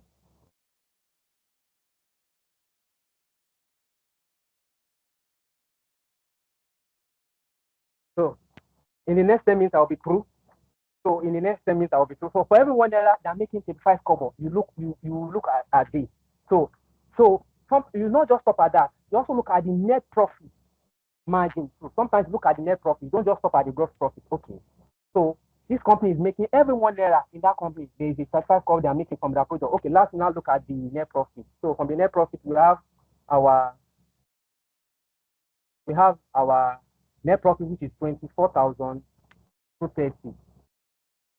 24,230 divided by the sales, because it is net profit over the sales or the revenue thereabout. So 950. So times, if I put it in percentage, times 100. So that means at the end of after removing all the expenses and thereabout, so it means that for every 1 naira, they are making 13 kobo. For every 1 naira, they are making 13 kobo. So you as a businessman, you would want to, even if you are somebody that lends money, you want to, okay, they still make money, kind of. So that means they can pay me. If I should borrow them, if I should lend them money, they should be able to pay me. So okay, let me go ahead and borrow them. But if it's lesser, you start thinking, no, this will be very difficult for them to able to pay this or that. So these are things you look at. You look at. So it's not only there. I have a lot, but because of time, so let's look at also too the role, that's the return on capital employed. The return on capital employed. So return on capital employed, we'll talk about the net profit, because all this money now, all these assets was included in that business. They put the premises, the motor vehicle, the furniture, the stock and everything. The furniture, everything and everything. So they put everything, which is 1559. So after putting all this money, how much is the return from all this? You see a shop, they paint it, they put lightning, they design it, the ambience is very awesome, it's very beautiful. But at the end of the month, you must say, upon all this thing I put, how much is the return I'm getting? Because these are things you have to analyze. So that it's not that you just put it there for show. There must be reason. So you look at your total asset. So which will now be your net profit now, because this is the money now that's now left. This 24,230 divided by the asset. That's all the money, all the premises and everything. How much is it coming in? How much is it coming in? So let me put it in percentage. So that it shows that for all the assets now, like 15 kobo is coming for every 1 naira asset. You're able to get 15 kobo from it, which is still okay. Somehow, it's still fair. It's still fair. At least the first year, second year, you get another one, you get another one. So money comes in just like that and like that and like that. So these are things you look at and everything to know that okay, this is what you are getting from this thing. And also, let's now look into the liquidity of the company. How liquid is the company? That's the working capital. Let's see how the company. So that liquidity you can get it from the balance sheet here. Looking at the balance sheet now, see the balance sheet. You have the current asset and you have your current liability. Our total current asset is 7378. 7378. It shows that if anything should happen, if the creditor says, no, give me my money now, I want my money now, it shows that we can be able to pay our creditor because our current liability is showing only just 17,000 here. Only showing 17,000 here. And our current asset is 73,000. That's you can even pay it. How many times can you even pay it? You can even pay him like even 4 times or 3 times at a go. So that means we are good. Our working capital is very okay. Our working capital is very okay. Even if you say, okay, let's even remove stock. Because sometimes stock, you cannot pay your creditor stock instantly. You cannot pay him your goods that, you want to pay him your cash, you will need cash, or your debtor that are owing you to, you collect your money from them to be able to pay your creditor. So these two, which is 43,780, is still very much, even more times 2 or more than the creditor, which shows that it's still okay for you to go ahead and pay. So it shows your working capital that yes, you are still very fine. It shows the health of your organization. It shows that health, how healthy it is. That no matter what, our expenses is not our expenses is our liability. What we need to do, we can still pay. We have enough working capital to be able to shock it, to shock stuff. Then let's now look at one company. I tried to download a company. Okay, hold on. I tried to download a company. So I saw this company. I was now looking at their financial statement. I was looking at their financial statement. So this is where I'm going to just close it because of time. So this is their balance sheet as at 31st December 2023. Okay, let's look at their profit and loss first. Their P&L, consolidated income statement, which is called income statement.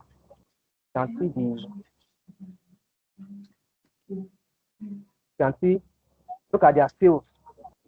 After all, we can see sales for last year was 94,424. But for sales for this year, which is 92, it was less. That's why sometimes they're always going to be comparisons. You compare. It was less. So you might see that, oh, it's less. We have less sales this year compared to last year. But you need to analyze what about the profit? Profit. You can see what about the profit? Even last year that we had more sales, the profit we made was operating profit, not the trading profit, operating profit. It was 12,326. So let's now say that means to now look at it, you can say maybe from everyone, let's now see what maybe they get from in 2022. 12,326 divided by 94,424. So that shows that for every 1 naira in that company in 2022, they are making a net profit of 13 kobo, even though they had increased sales in that 2022. So they are making 13 kobo for every 1 naira. Now in 2023, 12,703 divided by that's their operating profit over their sales. Over their sales is 92,998. So they are making 13 They are making about 13.6 cover for every 1 naira as compared to 13 of last year. So they still make more money. Even though the sales was less, they still make more money. So that's what we do for other. But now let's now go to that balance sheet for that working capital. So now look at the liquidity. Is this company liquid? Is something not going to happen to this company? Look at their assets now. Okay, look at how they arrange their own. As I said, they started with their current assets before they now come to non-current assets. You can see non-current assets.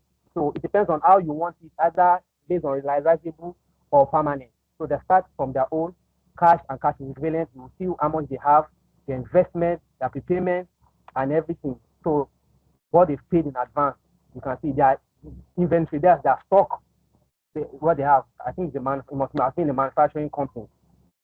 Now see, okay, this is the current asset. Now let's go to the current liability. First of all, look at the current asset. The current asset, total current asset is 3875. I'm writing it up here. 3875. That's their current asset. Last, let's look at their current liability. Look at their current liabilities here. We have 53,079. You can see that they owe more than what they have. So if financial debt, that is those they borrow money from, maybe they're outside that they are creditors, that they owe them money, say they want to collect their money. And if other people collect their own too, they collect their own too. So, sorry, this is current liability. I'm looking at something else long term. These are long term. Current liability 37. So financial debt, if they collect it, and if other trade and other payables that are suppliers, they want to collect their money, would they be able to pay? If their current liability is 37 here and their current asset is 30, it means the company is not healthy. There's something wrong. So it makes you now want to think twice on what either to invest in this company or not. You want to look either to invest in this company or not, because the company is at the verge of collapsing. Is at the verge of collapsing. Their working capital is very important, because their working capital should be ×2 of their current liability. The current asset should, that's the standard. The current asset here, amount here, should be 2 times what you are having in liability in case of any eventuality. But you can now say that the current asset is even more. The current asset, rather, is lesser than the current liability. So it's not healthy. That company is not healthy. There are still other variables, but because of time, we've really overshoot. We've really run out of time, seriously. So at this junction, I would like to stop here. And if there will be any other that will be maybe done privately, to be able to put you through 1 or 2 things. So thank you so very much for this. I don't know if in just 1 minute, if there's anyone of question or thereabouts, but if in case there is none, Mercy, please. Thank you for this opportunity. You can take over. Thank you so much, Mr. Samuel. Please, do we have any question?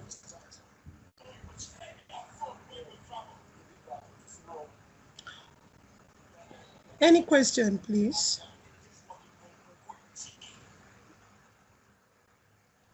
Okay, so in the absence of none, please can we applaud and appreciate our trainer for this for today. Please can we appreciate him? Thank you. Thank you so much. Please keep it coming. Thank you. That's good. Thank you, everyone. Thank you for your time. We really appreciate you. Okay, from Ojo Christian, thank you very much. Very interesting time and educative. Time well spent. I appreciate. Thank you. Thank you for that. Okay, so please, I sent a link for feedback to the chat room. Please go ahead and fill it up. We need your sincere feedback concerning this very class, okay? So let's hear your sincere feedback. I'm going to be sending the link again. All right, please give me a moment to do that.